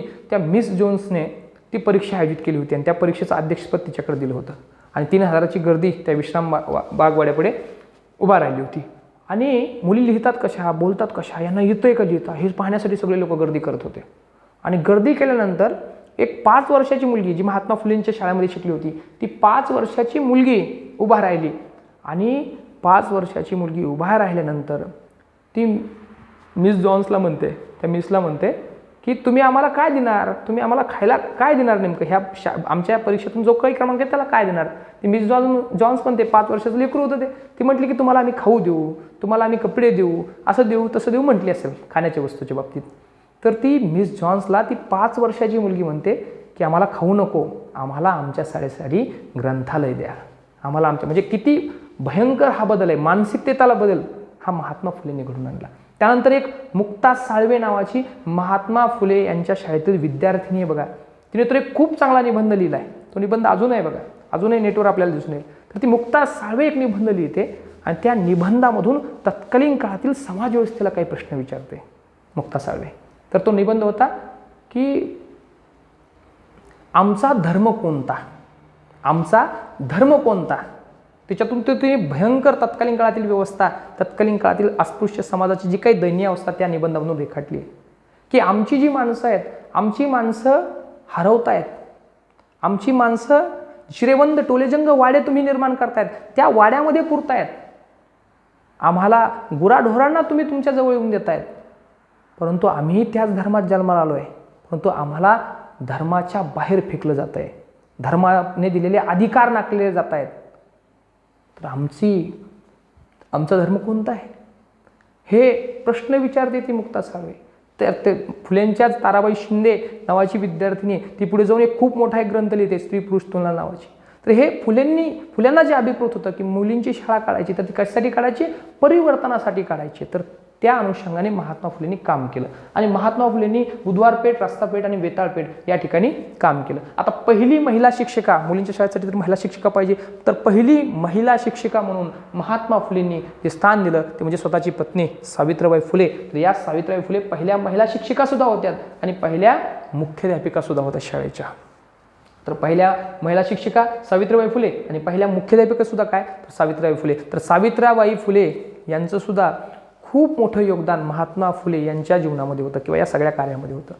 कारण महिला तर रस्त्यावर सुद्धा दिसायच्या नाही, उधळ माथ्याने फिरणारी महिला तत्कालीन काळामध्ये कुठंच नव्हती पुण्यामध्ये. तर ह्या सावित्रीबाई जेव्हा रस्त्याने शाळेत निघायला जायच्या तेव्हा गर्दी व्हायची की उधळ माथ्याने एखादी स्त्री चालते कशी. आपण तर आतापर्यंत स्त्रिया बघितल्यात, स्वयंपाक करताना बघितल्यात, घरात बघितल्यात, भांडे घासताना बघितल्यात, पण एक चालणारी शाळेत जाणारी स्त्री दिसते कशी. म्हणून सावित्रीबाईंना रस्त्यावर पाहणाऱ्या लोकांची संख्या वाढली होती. आता हे जे रस्त्यावर पाहायचे तर त्यांच्या नजरा कशा हे सांगायची तुम्हाला गरज नाही. म्हणजे नजराने बलात्कार करणारी ती मानसिकता. त्याच्याही पलीकडे जर सांगायचं झालं तर सावित्रीबाईंची भयंकर हेंडाळणी त्या काळात केली गेली. सावित्रीबाईंच्या अंगावर दगडे मारली गेली, शेण मारलं गेलं, भयंकर त्रास, शिव्या शाप दिला गेला, हीन भाषेत सावित्रीबाईंना बोललं गेलं. पण सावित्रीबाई आपल्या त्या पतीच्या पाठीमागं आणि स्त्री मुक्तीच्या लढ्यामध्ये आपल्या पतीच्या खांद्याला खांदा लिहून या सगळ्या समाज व्यवस्थेच्या विरोधात उभा राहिली होती. बघा ना तुम्ही, ही समाज रचना, एखाद्या जर स्त्रियांकडे बघण्याची समाज रचना जर तुम्ही आज बघितली तर आजही फारशी बदल नाही आहेत, आजही फारसे बदल नाही. आम्ही लहानपणी बघा, मला याच्याहून एक आठवलं, लहानपणी म्हणजे गावाकडे असताना गावचा जो पार असायचा, पार म्हणजे आता जिथं सगळे मंडळी बसायचे बघा, सायंकाळी सगळे लोक तिथं बसायचे, पुरुष मंडळी. पार असेल तो मारुतीचा असू शकतो, वडाचा असू शकतो, म्हणजे एक जागा. तर त्या वाट्यावर, वाटा तर त्या वाट्यावर बसली जाते आणि सायंकाळी जेव्हा महिला शेतातून येत असतात, सायंकाळ झाल्यानंतर महिला आपलं काम आटपून जेव्हा शेताकडून येतात आणि हे पुरुष मंडळी ज्या वाट्यापर्यंत बसलेली असतात, त्या वाट्यावरून पुरुषांची त्या स्त्रियांकडं बघणारी जी काही नजर आहे ती नजर ओळखा. तर त्या नजरेवरूनच कळतंय की स्त्रियांची काय मानसिकता असेल. ते तिथंच त्या स्त्रियांना पदर घेणं आहे की नाही. त्यानंतर हा अजून एक सांगतो, तर तिथून पारापासून आतमध्ये गावापर्यंत, गावच्या बेशीच्या आतपर्यंत येईपर्यंत त्यांना आपल्या पायातील चपला काढाव्या लागच्या. अजून सुद्धा मला असं वाटतं हे काही गावामध्ये चालू आहे. तर ते आम्ही पाहिलं बालपणी. तर अजून सुद्धा पायातील चपला काढून घेणं आणि गावच्या येशीच्या आत आलं परत चपला घालणं. तर त्या पुरुष मंडळीसमोर पदर घेणं ठीकच आहे, पण चपलाही घालायच्या नाही, इथपर्यंतची मानसिकता अजूनही जिवंत होती. आत्ताच्या काही वर्षापर्यंत जिवंत होती. तर तत्कालीन काळात स्त्री शिक्षणाचा लढा उभा करणं, इतकं सगळं दासत्व स्त्रियांच्या जीवनामध्ये असताना स्त्री शिक्षणाचा लढा उभा करणं, त्यासाठी झटणं, ते सावित्रीबाईसाठी किंवा ज्योतिबासाठी किती अवघड असेल याचा परिचय आपल्याला याच्यावर येतोय. तर या सावित्रीबाईंनी शाळेत निघत असताना 2 साड्या घेऊन जावं, 2 साड्यासोबत, एक अंगावर नेसावी आणि दुसरी आपल्या पिशवीत घेऊन जावी. कारण या रस्त्यावरून चालताना जो कर्मठांचा शेणाचा दगडांचा मार आपल्या साडीला चिटकतो, शाळेमध्ये गेल्यानंतर परत ती साडी बदलावी, चांगली साडी घालावी, स्वच्छ साडी घालावी आणि मुलींना शिकावं. इतकं भयंकर काम त्या फुले दाम्पत्याने या पुण्याच्या याच्यामध्ये केलं होतं. त्यानंतर महात्मा फुलेंनी परत 1855ला पहिली रात्रशाळा काढली ती बघा, पहिली रात्रशाळा. रात्रशाळा म्हणजे काय? रात्रशाळा कशासाठी गरजेची आहे? कारण शेतकरी वर्ग, कष्टकरी वर्ग, त्यानंतर मजूर हे दिवसभर काबाड कष्ट करायचे, कारण पोटाची खळगी तर भरायची होती, शिक्षणात तर तात्काळ पोट भरणार नव्हतं, तितक्या रोजगारही उपलब्ध नव्हता. मग आपलं काम तर या शाळेसाठी थांबू शकत नाही. प्रौढांची शाळा येते, प्रौढ तर कामच करणार, लेकरबाळ शाळेत पाठवू शकतो ना, आमचंही शिक्षण गरजेचं आहे. तर महात्मा फुले म्हटले तुमच्यासाठी रात्रीची शाळा काढतो. रात्रीची शाळा या कष्टकरी समाजासाठी काढणंही गरजेचं होतं, कारण या समाजाला आकडेवारीचं, निदान आकडेवारीचं तरी शिक्षण देणं गरजेचं होतं. कारण या समाजाच्या आर्थिक फसवणुकी भयंकर वाढलेल्या होत्या. या समाजाच्या टाळूवरचं लोणी भयंकररित्या लोक खात होते. यांना हिशोबामध्ये घोळ चालू होता, सावकारकीचाही घोळ चालू होता. या घोळातून यांचं आर्थिक खंगलेपण तसंच राहत होतं. म्हणजे यांना निदान आकडेवारीचं तरी शिक्षण द्यावं, या हिशोबानं महात्मा फुलेंनी भारतातील पहिली रात्रशाळा आहे बघा, 1855 साली भारतातील पहिली रात्रशाळा महात्मा फुलेंनी पुण्यामध्ये काढली होती. तर ही पहिली रात्रशाळा भारतातील कुणी काढली आणि कधी काढली? 1855 साली काढली. तर ही तुम्ही लक्षात घेणं गरजेचं आहे. तर हे सगळं महात्मा फुले कळत होते बघा. आता वडिलांनी घरातून काढून दिलं होतं. आता हा सगळा माणूस इतकं सगळं काही करत होता, तर पैसा लागणार होता. मग पैसा कुठून येत होता? आपल्याला फक्त महात्मा फुले माहिती आहेत की महात्मा फुलेंनी मुलींची शाळा काढली, अस्पृश्यांसाठी विहीर खुली केली किंवा अस्पृश्यांसाठी काम केलं, तर हे सगळं ठीकच आहे. पण महात्मा फुले फक्त समाज सुधारक या रचनेत नाही, तर महात्मा फुलेंकडे येणारा जो पैसा आहे, तत्कालीन काळातील घरातील जर श्रीमंती बघितली महात्मा फुलेची, म्हणजे त्यांच्या वडिलोपार्जित संपत्तीच्या बद्दल मी इथं बोलत नाही, पण वडिलांनी घराबाहेर काढल्यानंतर महात्मा फुलेंनी जो काही व्यवसायामध्ये सुद्धा आपला जम बसवला होता, त्याकडे सुद्धा इथं लक्ष देणं गरजेचं आहे. तर महात्मा फुलेंनी एक कंपनी स्थापन केली. ती कंपनी म्हणजे कुठली? तर Poona commercial and contract company. Poona commercial and contract company. तर या कंपनीच्या माध्यमातून महात्मा फुलेंनी बांधकाम व्यवसाय सुरू केला. तर या बांधकाम व्यवसायामध्ये महात्मा फुलेंनी आपला तो कात्रजचा बोदगा बांधला. त्यानंतर खडकवासला धरण जे आहे, तर त्या खडकवासला धरणाला मुरुम खडी भरण्याचं काम केलं. त्यानंतर मुंबईची टाइम्स ऑफ इंडियाची जी काही बिल्डिंग आहे तिची पायाभरणी केली. असे खूप मोठमोठे प्रकल्प महात्मा फुले ज्या कंपनीमध्ये एक त्यांचं शेअर होते, थोडेफार होल्डर होते, तर त्या पुणा कमर्शियल अँड कॉन्ट्रॅक्ट कंपनीमध्ये महात्मा फुलेंनी बांधकाम क्षेत्रामध्ये सुद्धा नाम केलं आहे. बांधकाम क्षेत्रामध्ये सुद्धा महात्मा फुलेंनी बऱ्याचशा गोष्टी बांधल्यात. त्यानंतर ही कंपनी फक्त बांधकामच क्षेत्रातच नव्हती, तर ही कंपनी बांधकाम क्षेत्राव्यतिरिक्त तर बरंचसं म्हणजे छापखाना सुद्धा या कंपनीने काढला होता. आणि वेगवेगळी जी पुस्तकं आहेत, तर ती वेगळी पुस्तकं सुद्धा महात्मा फुलेची ही कंपनी छापत होती. तर तत्कालीन काळात एक तुकाराम तात्या पडवळकर यांनी एक पुस्तक, म्हणजे बुद्धांच्या विचारावरलं एक पुस्तक कुणीही छापायला तयार नव्हता, तेव्हा त्या तुकाराम तात्या पडवळकर यांचं जातीभेद विवेकसार नावाचं जे पुस्तक आहे, तर ते पुस्तक सुद्धा महात्मा फुलेंच्या या कंपनीनं प्रकाशित केलं होतं. म्हणून एक प्रकाशक, एक छापखाना असलेली कंपनी सुद्धा होती. त्याचनंतर ही जी कंपनी आहे, ही कंपनी सोनं असतं, तर त्या सोन्याचे दागिने बनवण्यासाठी जे काही ठोकळे लागतात, मोड्स लागतात, तर ते मोड्स, ते आलेख तयार करणारी, भारतात सगळीकडे ते निर्यात करणारी सोन्याचे मोड्स तयार करणारी सुद्धा ही कंपनी होती. त्यानंतर महात्मा फुले उत्तम शेतकरी सुद्धा होते. त्यांनी पुण्याजवळच हडपसरच्या ठिकाणी 200 एकर जमीन घेतली होती. कारण तत्कालीन काळात अफवा अशी पसरली होती की त्या खडकवासला धरणातलं जे पाणी आहे, जे साचलेलं पाणी आहे, त्या साचलेल्या पाण्यावर आपण शेती करू शकत नाही. तर त्या साचलेल्या पाण्यावरली शेती नापीक होते शेती, हा अंधश्रद्धात्मक दृष्टिकोन काढून टाकण्यासाठी महात्मा फुलेंनी स्वतः 200 एकर शेती घेतली, ती फुलवली आणि भयंकर चांगलं उत्पन्न घेतलं. तर एक उत्तम शेतकरी सुद्धा महात्मा फुले होते. महात्मा फुलेंनी नंतर एक भाजीपाला विक्रेता म्हणून सुद्धा महात्मा फुले समोर आले. त्याने काय करावं, तर पुण्याच्या सभोवताली शेतकऱ्यांचा चांगल्या किमतीवर माल खरेदी करावा, तोच माल पुण्यातून रेल्वेद्वारे मुंबईला न्यावा आणि मुंबईला विकावा, असं विक्रेत्याचं मार्केटसुद्धा म्हणजे नुसतं पिकायचं शिकू नका तर विकायचं सुद्धा शिका असं म्हणणारे महात्मा फुले. तर इतकं उत्तमरित्या म्हणजे नुसतं यांनी समाज सुधारण्याच्या पाठीमागं तर नुसते लागले नाही तर व्यावसायिक आधी आर्थिक संपन्नता जोपर्यंत आपल्याकडे येत नाही तोपर्यंत आपण समाजासाठी काहीच करू शकत नाही.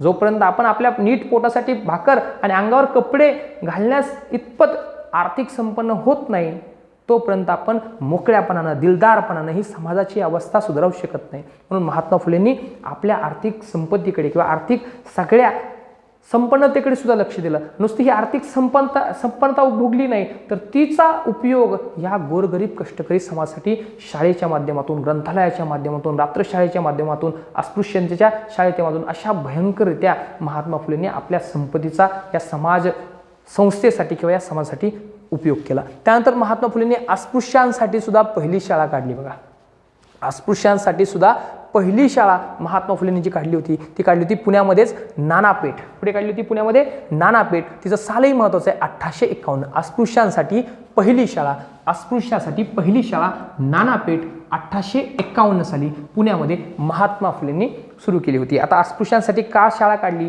ते तुम्हाला मी सांगितलंच की अस्पृश्यांचं ते गाडगं ते सगळं झाडू कमरेवर हे सगळं भयंकर हीन असं जगणं होतं.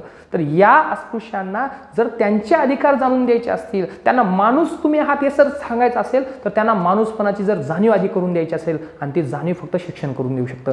म्हणून या अस्पृश्यांच्या जीवनामध्ये आपण शिक्षण दिलं पाहिजे, हे आपलं कर्तव्य आहे. तर या अस्पृश्याला शिक्षण देण्यासाठी अस्पृश्यांसाठीची पहिली शाळा महात्मा फुलेंनी नानापेठ 1851 या ठिकाणी अस्पृश्यांसाठी पहिली शाळा काढली. एक मिनिट.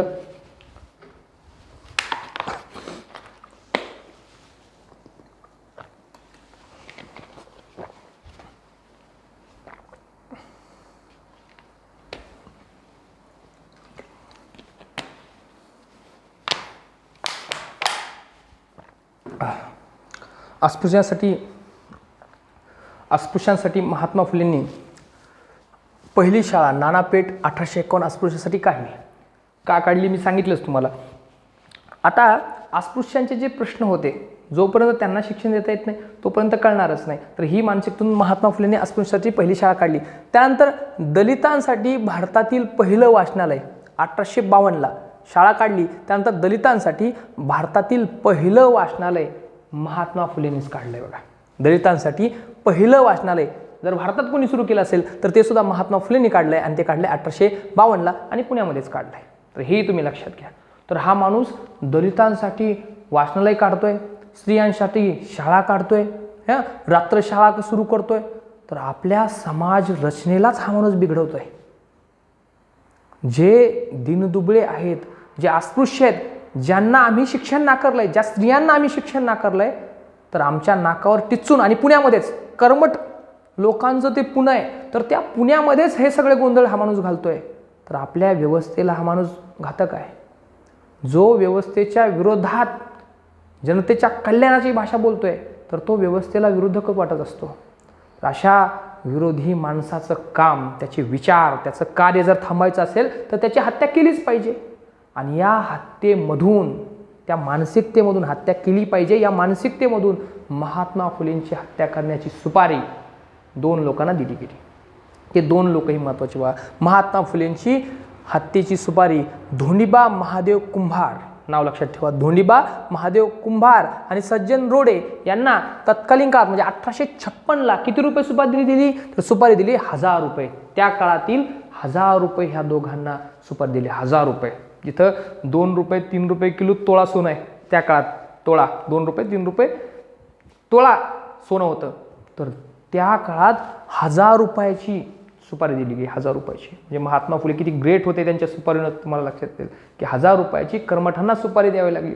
तर ही महात्मा फुलेंच्या विरोधात म्हणजे आत्ताच फक्त गौरी लंकेश आपले सगळे हे जे काही साहित्यिक आपल्या हत्या होत आहेत तर फक्त आत्ताच होत नाही. तर हे जुन्या काळात सुद्धा महात्मा फुलेंसारखे जर व्यवस्थेला प्रश्न विचारणारे माणसं, व्यवस्थेच्या विरोधात उभे ठाकणारे माणसं जर जन्माला आले तर त्यांची हत्या होते. हे पूर्वीपासूनच परंपरा आहे लक्षात. तर आत्ताच हे होत आहे असं नाही, तर हे पूर्वीपासूनच होत आहे. तर हे हत्येचा प्रयत्न केला गेला, तर तो प्रयत्न केला गेला तो म्हणजे धोंडीबा महादेव कुंभार, सज्जन रोडे या लोकांनी केला आहे.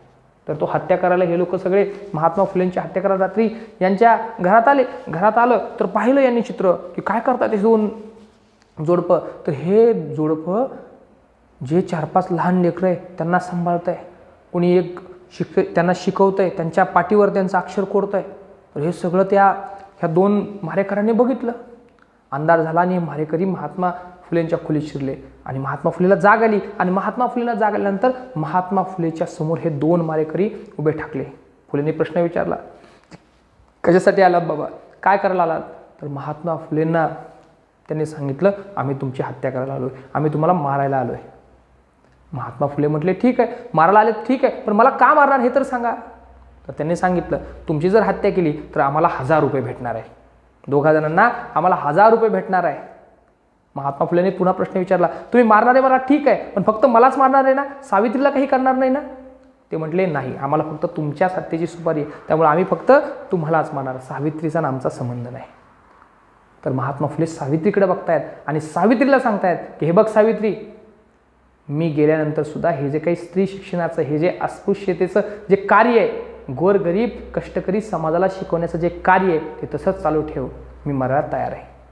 महात्मा फुले म्हणतायत की मी जगलो ते या समाजासाठी, अस्पृश्य समाजासाठी, आणि मी मरतोय आणि 2 अस्पृश्याला जर 1000 रुपये भेटत असतील तर मी मरायलाही तयार आहे. हे जे रोडे आहेत आणि कुंभार आहेत यांनी हे ऐकलंय की हा माणूस आपल्या लेकरांना शिकवण्यासाठी जगतोय, आपल्या लेकरांना शिकवण्यासाठी हा आपल्या याचं जीवाचं रान केलंय, आपल्या समाजाला शिकवण्यासाठी हा माणूस झटतोय आणि आपण त्यांच्या हत्येची सुपारी घेतली. ते ओळखत नव्हते महात्मा फुलेंना. त्यांनी महात्मा फुलेच्या पाय धरले आणि महात्मा फुलेंना सांगितलं की मालक, आम्ही चुकलो, आता इथून पुढे आम्ही तुमचंच काम करणार आहे. हे जे 2 मारेकरी आहे बघा, हे मारेकरी पुढे महात्मा फुलेंच्या सत्यशोधक समाजाच्या चळवळीमध्ये भयंकर काम आले बघा. हे जे धोंडीबा, म्हणजे यांना नंतर पंडित लावलं गेलं बघा, पंडित धोंडीबा महादेव कुंभार यांनी तर एक वेदावरच एक पुस्तक लिहून टाकलंय बघा. म्हणजे व्यवस्था, त्या काळातली मानसिकता बघा. बाहेरचे जे तथाकथित पंडित होते, बाहेरचे जे कथित जे पंडित होते ते मारेकरी झाले होते, पण महात्मा फुलेकडे आलेला मारेकरी हा पंडित झाला होता. म्हणजे काय या माणसाचं, म्हणजे काय बोलावं या माणसाविषयी, या माणसाच्या जीवनचरित्राविषयी. तर धोंडीबा महादेव कुंभार यांनी पुढे एक पंडित झाले आणि पंडित झाल्यानंतर महात्मा फुलेच्या शाळेत शिकल्यानंतर यांनी वेदाचार नावाचं पुस्तक लिहिलंय. त्यानंतर हे जे काही सज्जन रोड आहे, तर यांनी सुद्धा बॉडीगार्डची भूमिका, इथून पुढे मीच मारेकरीचा आता बॉडीगार्ड आहे बघा, तर मीच तुमचा अंगरक्षक होतो म्हणून सज्जन रोडे यांनी सुद्धा काही काळ महात्मा फुलेंचे बॉडीगार्ड म्हणून काम केलं. आणि या सज्जन रोडेची सून सावित्रीबाई रोडे पुढे 1916ला सत्यशोधक समाजाची अध्यक्ष होते. या सज्जन रोडेची सूनच, म्हणजे लक्षात घ्या किती परिवर्तन हे आहे. तर हे धोंडीबा महादेव कुंभार आणि सज्जन रोडे हे महात्मा फुलेंना 1000 रुपयाची सुपारी घेऊन 1856ला मारेकरी म्हणून आले होते. त्यानंतर अजून एक विवाद झाला होता बघा तत्कालीन काळात, दक्षिणा प्राईज फंड विवाद होता.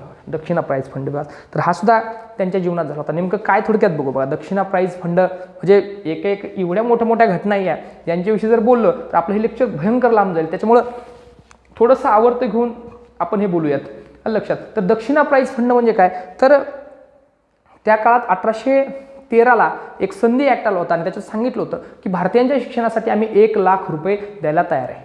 पुण्यामध्ये प्रश्न निर्माण झाला की हे 1 लाख रुपये द्यायचे, पण कोणाला द्यायचे.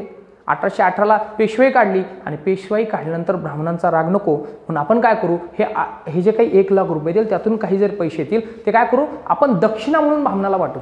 असं तत्कालीन काळातील सगळ्या समाज धारण्याचं किंवा ते इंग्रजी सत्तेचं म्हणणं झालं की आपण काय करू, हे दक्षिणा म्हणून वाटू. तर हे बऱ्याचशा काळ चालत होतं. परंतु नंतर रानडे असतील, वाळवेकर असतील, परांजपे असतील, या सगळ्या लोकांना वाटलं तर हे काय उचित नाही, हे जे सरकारचा पैसा येतोय आणि तो एका जातीला जातोय हे काय उचित नाही, आणि दक्षिणा म्हणून जातोय तर हे अजिबात उचित नाही. तर हा पैसा शिक्षणासाठी, गोरगरिबांच्या शिक्षणासाठी, शाळेसाठी गेला पाहिजे.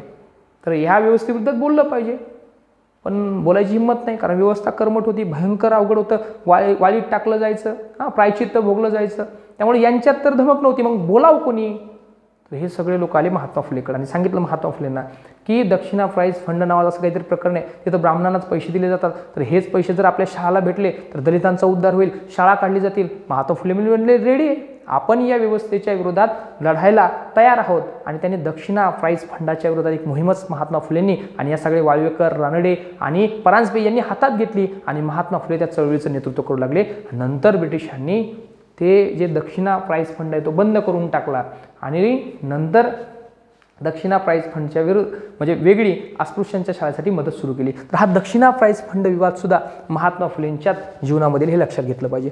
त्यानंतर एक महत्त्वाचं काम महात्मा फुलेंनी केलं, सगळ्यात महत्त्वाचं होते म्हणजे काय, तर बालहत्या प्रतिबंधक गृह, बालहत्या प्रतिबंधक गृहाची 1863ला स्वतःच्या राहत्या घरी स्थापना केली. बघा, बालहत्या प्रतिबंधक गृहाची स्वतःच्या राहत्या घरी 1863ला महात्मा फुलेंनी स्वतःच्या घरात स्थापना केली आहे. पाळणाघर काय होतं बरं हे बालहत्या प्रतिबंधक गृह, तर ही समस्या तर भयंकर किचकट होती. बघा, आता मी तुम्हाला मगाशी सांगितलं की ज्या महिला होत्या त्या महिलांची जी स्थिती होती, ती महिला लवकर लग्न व्हायची, पतीचा अंत व्हायचा, त्यानंतर ह्या विधवा व्हायच्या. अगदी कवळ्या वयात 8-12 वर्षाच्या मुली विधवा व्हायच्या. पण नंतर जेव्हा या तरुणपणात येत असत तेव्हा त्यांच्या चुकीमुळे किंवा त्यांच्याच घरातील जे सासरे होते, भाऊबंदकी होते, म्हणजे त्यांचे दीर भाऊ होते, तर या सासऱ्याकडून कधी घरातलीच आप्तेष्टांकडून किंवा स्वतःच्या चुकीमधून या लैंगिक शिकार या विधवा होत असत. आता विधवा लैंगिक शिकार होते आणि एक भयंकर मोठा प्रश्न निर्माण होतो की या विधवेचं करायचं काय, तिच्यापासून जी काही अनवरस बाळ जन्माला येईल, जी काही संतती निर्माण होईल, तिचं करायचं काय. तर त्या कुटुंबासमोर भयंकर मोठा प्रश्न निर्माण व्हायचा, कारण बाहेर जर कळालं तर हे लोक वाळीत टाकतील. मग काय करायचं, तर हे लोक विधवेलाच विहिरीत ढकलून द्यायचे. अगदी पायाला दगड बांधून, धोंडा बांधून, पोटाला धोंडा बांधून या विधवेला ते हत्या करत असत, विहिरीत लुटून देत असत. नाहीतर ते बाळाला जन्माला घालायचे आणि कचरा कुंडीत फेकून देत असत, तो गर्भ कचरा कुंडीत टाकला जायचा. तर अशी भयंकर अवस्था पुण्यामध्ये होती. आणि या व्यवस्थेच्या विरोधात सावित्रीबाईंनी महात्मा फुलेंना सांगितलंय, कारण एक सावित्रीबाईंनी महात्मा फुलेंना ह्या व्यवस्थेकडे बोट ठेवायला सांगितलं. कारण एक काशीबाई नावाची ब्राह्मण स्त्री होती. या काशीबाईला सुद्धा हीच घटना काशीबाईच्या जीवनात सुद्धा झाली होती. काशीबाई विधवा होती आणि ही विधवा असताना यांच्या चुकीमुळे किंवा अत्याचारामुळे काशीबाई विधवा असताना गरोदर राहिल्या. आणि काशीबाई गरोदर राहिल्यानंतर काशीबाईचा प्रश्न सावित्रीबाईकडे आला आणि सावित्रीबाईंनी सांगितलं महात्मा फुलेंना की अहो ऐका, आपण काय करू, या काशीबाईला आपल्या घरात आणू आणि या काशीबाईचं जे काही बाळंतपण आहे ते आपल्या घरात करू. काशीबाईचं बाळंतपण केलं आणि बाळंतपण केल्यानंतर महात्मा फुलेंच्या डोक्यात विचार आला की या समाजामध्ये एकटी काशीबाई या घटनेची शिकार नाही, तर अशा कितीतरी विधवा पुणे आणि सगळ्या परिसरात आहेत की ज्या विधवा गरोदर आहेत, म्हणून त्यांचं खून होत आहेत, त्यांना मृत्यू दिला जातोय, त्यांचे बाळं लेकरं कचरा कुंडीत टाकले जातात, की या समाजासाठी या लेकरांसाठी काहीतरी केलं पाहिजे. तर महात्मा फुलेंनी कल्पना काढली आणि आपल्या दारापुढं पाठी लावून टाकली आणि सांगितलं, विधवाओ या इथे निवांत बाळातपणे करा आणि तुमचे मुलं इथं ठेवा, मी त्यांचा सांभाळ करेल. म्हणजे किती हे खूप मोठी ही एक म्हणजे किती मोठं मन असेल या माणसाचं, या इथे बाळंतपण करा, त्यांची हत्या करू नका, तुम्हाला विधवांना इथं शांतपणे माझ्या घरात बाळंतपण करा, त्यांचा सांभाळ मी करेल. आता या सगळ्या भूमिकेतून तर महात्मा फुलेवर ती जी काही तत्कालीन काळातील कर्मठ व्यवस्था तिने भयंकर म्हणजे इतके भयंकर, तर इतके आरोप केले की हा माणूस ख्रिस्ती धर्माच्या अनुसार वागतोय, आपल्या हिंदूंच्या मुलींना बाटवायचं काम करतोय, तर आपले हिंदू कमी व्हावेत, हिंदू धर्म संकटात यावे, तर यासाठी हे सगळं काम चालू आहे, असं भयंकर आरोप धर्माच्या दृष्टिकोनातून जे काही धर्मांध होते, धर्मांध म्हणण्यापेक्षा ज्यांनाही धर्म कळाला नव्हता, आपला जो काही हिंदू धर्म आहे, आपली जी काही हिंदू संस्कृती तीही त्यांना फारशी नीट कळाली नाही, तर असे जे धर्माच्या नावावर बोंबलणारे लोक होते, ज्यांचं पोट धर्माला चिटकलेलं होतं, असे जे लोक होते, धर्म ज्यांच्यासाठी भाकरी होता असे जे लोक होते, तर ते महात्मा फुलेवर भयंकररित्या आरोप करायचे की हा आपला धर्म नासवतोय. पण मला असं वाटतं की हे बालहत्या प्रतिबंधक गृह काढून महात्मा फुलेंनी आपल्या धर्मावर, आपल्या संस्कृतीवरच उपकार केला. कारण एक प्रकारे लक्षात ठेवा, ही विधवा जेव्हा तिला गरोदर राहायची, हिच्यासमोर हिला घरातून हाकललं जायचं आणि हाकललं गेल्यानंतर समाजात हिला कुठं स्थान नव्हतं. स्थान एकाच ठिकाणी होतं, ते म्हणजे मिशनरी. हे जे ख्रिश्चन मिशनरी असतात त्यांनीही मानवतेचंच काम केलं. तर या ख्रिश्चन मिशनऱ्यांकडे हे महिला जायच्या. हे ख्रिश्चन मिशनरी त्यांना बोलायचे, त्यांच्या गरोदरपणात त्यांची सेवा करायची, त्यांच्या बाळंतपण करायचे, त्यांच्या बाळाला जन्म त्या स्त्रीच्या बाळाला भेटायचा. त्यानंतर जन्माल्यानंतर त्याच्या संगोपनाची जबाबदारी सुद्धा हे मिशनरी घ्यायचे. त्यांच्या शाळेत त्याला शिक्षण द्यायचे आणि हळूहळू ख्रिस्ती धर्माचं जे काही संस्कार आहेत त्या बाळावर दिले गेले जायचे. त्या आईलाही वाटायचं की ह्या बाळाला जगवलं ते ख्रिस्ती मिशनरीने जगवायचं, तर याचं जे नाव असेल, याचा जो धर्म असेल तो कुठला असेल तर तो ख्रिस्ती धर्मच असेल. अशा पद्धतीनं ख्रिस्ती धर्मामध्ये परावर्तित होणाऱ्याची संख्या वाढत होती आणि महात्मा फुलेंनी हे काम केलं, बाल हत्या प्रतिबंधक गृह. म्हणून महिला ख्रिस्ती धर्माकडे मिशनऱ्यांकडे जात नव्हत्या, तर महात्मा फुलेंच्या घरामध्ये येत होत्या, इथं बाळंतपणी होत होत्या. एक प्रकारे काय तर महात्मा फुलेमुळेच जे ख्रिस्ती धर्मामध्ये जाणाऱ्यांचं प्रमाण होतं तेच खऱ्या अंतरात थांबलं होतं आणि ही बाळं आपल्या धर्मामध्ये स्वधर्मामध्ये राहत होती. म्हणून म्हणतोय की आपल्या धर्मावर हे बाल हत्या प्रतिबंधक गृह काढून 1863 महात्मा फुलेने एक प्रकारचे उपकारच केलेत. आता ह्या ज्या काशीबाई यांनी जे बाळ जन्माला घातलं, तर त्या काशीबाईच्याच मुलाला, यशवंतला, महात्मा फुलेंनी दत्तक घेतलंय. बघा, दत्तक. महात्मा फुलेंना बाळ होत नव्हतं, लक्षात. तर त्या काळामध्ये महात्मा फुलेंचे, आता एक आठवलं म्हणून सांगतो, महात्मा फुलेंचे विचार इतके आधुनिक होते की आजच्या आधुनिकतेच्या म्हणजे ह्या 21व्या शतकात आपल्याला ते पचणार नाही, पटणार नाही आणि आपल्याला बोलता पण येणार नाही, इतके पुढचे भयंकर पुरोगामी असलेले विचार महात्मा फुलेचे होते. बघा, महात्मा फुलेंना बाळ होत नव्हतं आणि महात्मा फुलेला बाळ होत नाही, तर त्यावेळेस महात्मा फुलेंचे वडील महात्मा फुलेंकडे आले आणि महात्मा फुलेंना म्हटले की तुला बाळ होत नाही, एक काम कर, तू काय कर, तू दुसरं लग्न कर, दुसरी बायको कर आणि बाळ जन्माला घाल. महात्मा फुलेंनी त्यांचं ऐकलं नाही. पण नंतर मग महात्मा फुलेंचे सासरे खंडोजी नेवासे हे महात्मा फुलेकडे आलेत आणि महात्मा फुलेंना म्हटले की जावई बापू एक काम करा, मी तुमच्यासाठी मुलगी पाहतोय, हां, तर तुम्ही काय करा, आता सावित्री ही तुमची पत्नीच आहे, परंतु आता लेकरू होत नाही, तर तुम्ही असं करा, दुसरी मुलगी मी पाहतो, तुम्ही लग्न करा. महात्मा फुले सासऱ्याला काय म्हणतात, आपल्या वडिलांना काय म्हणतायत, नीट ऐका. किती विचारणं प्रगल्भता महात्मा फुलेची, जी आपल्याला आजच्या आधुनिक काळातही पचू शकत नाही. तर महात्मा फुले त्या सासऱ्याला आणि आपल्या पित्याला म्हणतायत की आम्हाला म्हणजे आमच्या दाम्पत्याला मूल होत नाही, याची सगळी चूक, या सगळ्या प्रकारात चूक किंवा कमीपणा तुम्ही सावित्रीत आहे असं धरता, हे कशावरून? जर उद्या माझ्यात कमीपणा भेटला की माझ्यामुळे मूल होत नाही हे जर सिद्ध झालं, जसं तुम्ही आज निघालात की सावित्रीमुळे मूल होत नाही हे तुम्ही सिद्ध करून टाकलं आणि मला दुसरं लग्न करायला तुम्ही सांगतायत, जसं उद्या जर माझ्यात खोट निघाली, माझ्यात काहीतरी गोंधळ आहे म्हणून मला मूल होत नाही असं जर सिद्ध झालं, तर उद्या सावित्रीला तुम्ही दुसरा पती करून देताल का?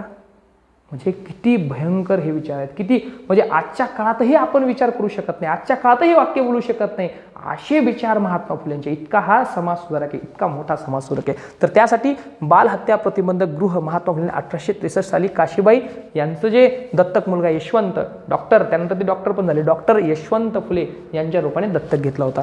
त्यानंतर 1868 साली महात्मा फुलेंनी अस्पृश्यांसाठी स्वतःची विहीर खुली केली होती. बघा, स्वतःची विहीर. 1868ला दुष्काळ पडला. दुष्काळामुळे काय झालं तर हे गावकुसा बाहेरच्या ज्या नदी नाले पाणी यांचं सगळं पाणी आटून गेलं आणि गावच्या बेशीवरच जे पाणवठे होते गावच्या आतमध्ये, तेच पाणवठ्याला थोडंफार पाणी राहिलं. तर मग या गावच्या पाणवठ्यावर तर या सगळ्यांना जाता येत नव्हतं, जाऊन पाणी भरता येत नव्हतं. तर मग काय करणार? मग यांच्या पाण्याचा प्रश्न निर्माण झाला. त्यावेळेस महात्मा फुलेंनी सांगून दिलं की माझ्या वाड्यात या, आपल्या फुलेवाड्यात या, आपल्या फुलेवाड्यामध्ये जो काही एक हौद आहे, जी काही विहीर आहे, ती सगळ्या अस्पृश्यांसाठी सगळी खुली आहे. कधी या, कधी आंघोळी करा, कधीही ते पाणी घेऊन जा. म्हणजे इतका हा भयंकर, म्हणजे किती आधुनिक हा माणूस आहे. तर हा विचार म्हणजे महात्मा फुलेंचे आज सुद्धा बघितलं. त्यानंतर दुसरं म्हणजे काय तर खतफोडीचे बंड 1876. तर ही एक मोठी घटना आहे. बघा, खतफोडीचं बंड काय तर मी तुम्हाला सांगितलं की हे जे शेतकरी वर्ग होता, कष्टकरी वर्ग होता, हे जर जर पिकामध्ये अडचण आली, दुष्काळ पडला, तर सावकाराकडून कर्ज घेत असत आणि सावकाराकडून कर्ज घ्यायचे आणि हे सावकार हे शेतकरी अशिक्षित होते, यांना फारसं काही शिक्षण नव्हतं, आकडेमोडीचं शिक्षण नव्हतं, म्हणून हे सावकार भयंकररित्या हिशोबामध्ये घोळ घालत असत आणि घोळ घातल्यानंतर हे सावकार या शेतकऱ्याची म्हणजे आता कर्ज दे, वर्ष झालं, आता कर्ज फेड, व्याज फेड असं म्हणून शेतकऱ्याची गुरंढोरं पळून आणत असत, शेतकऱ्याकडून शेताची जमीन काढून घेत असत, शेतकऱ्याची घरे ते बळकवत असत, शेतकऱ्यावर भयंकररित्या शेतकऱ्याच्या कुटुंबाला त्रास देत होत, की शेतकरी भयंकर त्रासात झाला होता. आणि महात्मा फुलेने सांगितलं, आणि थोडेसे दख्खनचे दंगे म्हणून सुद्धा ओळखले जातात बघा.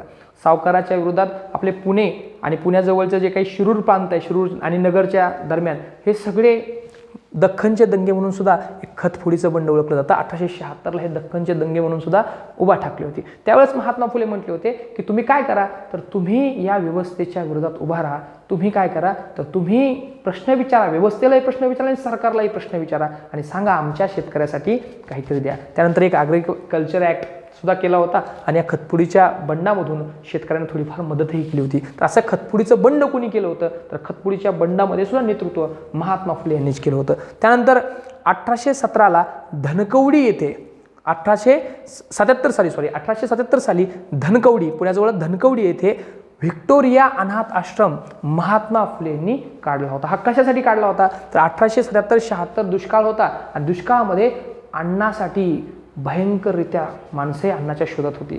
त्यावेळेस अन्नासाठी माणसं पोटची पोरंही विकायला तयार होती, है की नाही. तर इतकी भयंकर अवस्था तत्कालीन काळामध्ये होती. तर त्यावेळेस महात्मा फुलेंनी व्हिक्टोरिया अनाथ आश्रम काढला आणि जे काही गरिबाची लेकरं आहे त्यांच्यासाठी अनाथ आश्रम काढला. त्यांना राहण्याची खाण्याची सगळी सोय महात्मा फुलेंनी आपल्या स्वतःच्या पैशामधून केली होती. तर तेही लक्षात ठेवा. पुढे काढला होता हा धनकवडी येथे व्हिक्टोरिया अनाथ आश्रम महात्मा फुलेंनी 1877 साली काढला होता. त्यानंतर बघा 1865ला, हे खूप महत्त्वाचं आहे बघा, 1865ला महात्मा फुलेंनी केशोपन पद्धतीच्या विरोधात, केशोपन मी तुम्हाला सांगितलं की जे काही सती होत्या, सती विधवा झाल्यानंतर या विधवांना त्यांच्या डोक्यावरले केस काढले जायचे आणि ते आलवण नावाचं लाल कापड आहे बघा, तर ते लाल कापड त्यांना नेसवलं जायचं. तर हे काम, केस कापण्याचं काम नाभिक समाज करायचा. तर ह्या नाभिकांचा संप काढला होता. कोणी केला होता तो? 1865ला केशोपन पद्धतीच्या विरोधात नाभिकांचा संप. हे तळेगाव ढमढेरे येथे नाभिकांचा संप महात्मा फुलेंनी केला होता. तर हा नाभिकांचाही खूप मोठा प्रश्न होता बघा, यांचेही काही प्रश्न होते. तर घटना अशा घडायच्या की ह्या ज्या महिला आहेत, ह्या ज्या विधवा आहेत, ह्या विधवा जर गरोदर राहिल्या, तर गरोदर राहिल्यानंतर नाव्यावर पहिला आरोप केला जायचा. बऱ्याचशा नाव्यांना बिचाऱ्यांना सजासुद्धा झाली होती, कारण यांच्यावर अत्याचार करणारे घरातलेच असत. पण घरात तिसरा माणूस बाहेरचा कोण येतोय दर महिन्याला, तर केस कापण्यासाठी कोण यायचा? नाभिक यायचा. तर नाभिकेवर बोट ठेवलं जायचं, या नाव्यावर बोट ठेवलं जायचं. म्हणून नाभिकांचा जो संप आहे महात्मा फुलेंनी जो घडून आणला होता, तर 1865ला आणला होता, केशोपन पद्धतीच्या विरोधात आणला होता. आणि तो कुठे केला होता? तर तळेगाव ढमढेरे येथे नाभिकांचा संप महात्मा फुलेंनी केला होता. त्यानंतर बघा एक खूप महत्त्वाचं, म्हणजे आता हे आपण तर करतोय, आधी शिक्षण दिलंय, विधवांना शिक्षण दिलंय, महिलांना शिक्षण दिलंय, अस्पृश्यांना शिक्षण दिलंय, सगळ्या लोकांना शिक्षण दिलंय. पण आता एक अशी संस्था स्थापन करू आणि या संस्थेच्या माध्यमातून काम करू, आपल्या कार्याला आता संस्थात्मक रूप देऊ. म्हणून महात्मा फुलेंनी जी एक खूप मोठी चळवळ, या चळवळीला एका संस्थेचं रूप दिलं आणि एक समाज स्थापन केला. तो समाज म्हणजे काय? तर 24 सप्टेंबर 1873ला महात्मा फुलेंनी पुणे येथे सत्यशोधक समाजाची स्थापना केली. कुठला समाज स्थापन केला होता? सत्यशोधक समाजाची स्थापना. तर ही सत्यशोधक समाजाची स्थापना का केली होती? तर ही जी काही एक सगळी तत्कालीन काळातील उच्चवर्णीयांची व्यवस्था होती आणि उच्चवर्णीयांची व्यवस्था आणि धर्म, या धर्माला या तथाकथित जे उच्चवर्णीय होते त्या उच्चवर्णीयाची कुठली तरी अर्थव्यवस्था जोडलेली होती. यांचं पोट त्या धर्मव्यवस्थेला जोडलं होतं. आणि देव म्हणजे तत्कालीन काळातील जो काही परमात्मा होता, देव होता, ते देव आणि भक्त किंवा हे साधारण लोक यांच्यामध्ये कुणीतरी मध्यस्थ होता. आणि हा मध्यस्थ, या मध्यस्थाचं पोट हे यांच्या शोषणावर अवलंबून होतं, अंधश्रद्धेवर अवलंबून होतं. त्यामुळं महात्मा फुले सरळ म्हणतायत की देव, आपण सगळे त्या देवाची लेकरं आहात आपण सर्व त्या देवाची लेकरं आहोत. जसं लेकरांना आईला भेटण्यासाठी कुण्या मध्यस्थाची गरज पडत नाही, तसं देवाला, त्या निर्मिकाला, देवनं शब्द वापरला, निर्मिक शब्द वापरला, त्या निर्मिकाला भेटण्यासाठी आपल्याला कुणीही मध्यस्थाची गरज नाही आहे. माणूस हा गुणाने श्रेष्ठ होत असतो, त्याच्या जातीने श्रेष्ठ होऊ शकत नाही. म्हणून महात्मा फुलेंनी हा जो एक विचार आहे तो विचार सत्यशोधक समाजाच्या माध्यमातून सांगितला गेला की सर्व पिता जगतपती त्यासी नको कोणासी मध्यस्थी, की जो काही जगतपिता आहे त्याला कुठल्याही मध्यस्थाची गरज नाही, असं म्हणणारे सत्यशोधक समाजाचे संस्थापक देखील 24 सप्टेंबर 1873ला महात्मा फुलेंनी सत्यशोधक समाजाची स्थापना पुण्यामध्ये केली होती. अगदी खंडोबाचा बेल भंडारा उचलून सत्यशोधक समाजाची जी काही एक शपथ आहे ती सुद्धा शपथ बिरोबाला स्मरून शपथ घ्या रे, असा एक संदेश महात्मा फुलेंनी सत्यशोधक समाजाची स्थापना करून केला होता. त्यानंतर बघा महात्मा फुलेंनी अजून एक महत्त्वाचं काम केलं ते म्हणजे 1869ला रायगडावर जाऊन शिवाजी महाराजांच्या समाधीचा शोध घेतला. शिवाजी महाराजांची समाधी रायगडावर जाऊन महात्मा फुलेंनी 1869ला शोधली. आता ही समाधी शोधण्यामागे सुद्धा महात्मा फुलेंचा जो विचार आहे तो खूप महत्त्वाचा आहे बघा. कारण छत्रपती शिवाजी महाराजांनी काय केलं तर पहिला राजा आहे किंवा पहिला या मराठी भूमीमधील राजा आहे ज्या माणसानं इथल्या स्वकीयांचं राज्य निर्माण करण्यासाठी चळवळ उभी केली. शेतकऱ्यांचं, कष्टकऱ्यांचं, दीनदलितांचं, पददलित ह्या अस्पृश्य समाजाचं, इथल्या रयतेचं राज्य उभा ठाकण्यासाठी या महापुरुषानं चळवळ उभी केली होती. या मुघलांच्या किंवा परकीयांच्या छाताडावर उभा ठाकून या महापुरुषानं सह्याद्रीच्या गडकोटावर, सह्याद्रीच्या छाताडावर स्वराज्य नावाची किलकारी उभी केली होती. तर या माणसाला म्हणजे जर या व्यवस्थेच्या विरोधात जर आपल्याला एखादं युद्ध छेडायचं असेल, उभा राहायचं असेल तर शिवाजी महाराजच आमचे आदर्श असले पाहिजे. तर या भूमिकेतून शिवाजी महाराज नावाचा आदर्श शोधण्यासाठी, त्याची प्रतिमा शोधण्यासाठी, तर समाधी शोधण्यासाठी महात्मा फुलेंनी प्रयत्न केले होते. ते प्रयत्न होते आणि त्यांना यश आलं. समाधी शोधली, त्याची डागडुजीही केली, तिथे दिवाबत्तीची सोयही केली. तर 1869ला रायगडावर शिवाजी महाराजांची समाधी महात्मा फुलेंनी शोधली होती. नंतर एक पोवाडा सुद्धा लिहिला होता. तर तो पोवाडा तो उद्या आपण बघूच. तर तो पोवाडाही लिहिला होता आणि पोवाडामध्ये स्वतःचा जो उल्लेख आहे म्हणजे महात्मा फुले स्वतःचा उल्लेख करतायत, कुळवाडी भूषण असा उल्लेख करतायत. आणि हा राजा म्हणजे रयतेचा राजा आहे, हा राजा गरीब कष्टकरी समाजाचा राजा आहे. तर याने काम केलं ते रयतेसाठी केलं होतं बघा. तर हे एक महत्त्वाचं काम महात्मा फुलेंनी रायगडावर 1869ला शिवाजी महाराजांची समाधी शोधली होती. ते एक महत्त्वाचं काम आहे बघा. एक मिनिट.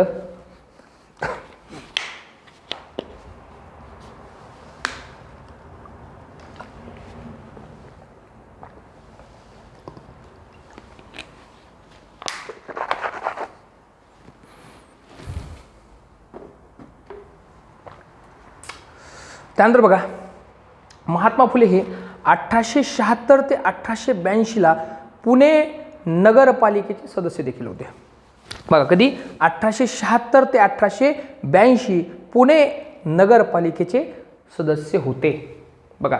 म्हणजे महात्मा फुले उत्कृष्ट शेतकरी होते, महात्मा फुले साहित्यिक सुद्धा होते, खूप मोठं साहित्य उद्या बघणार आहोत आपण.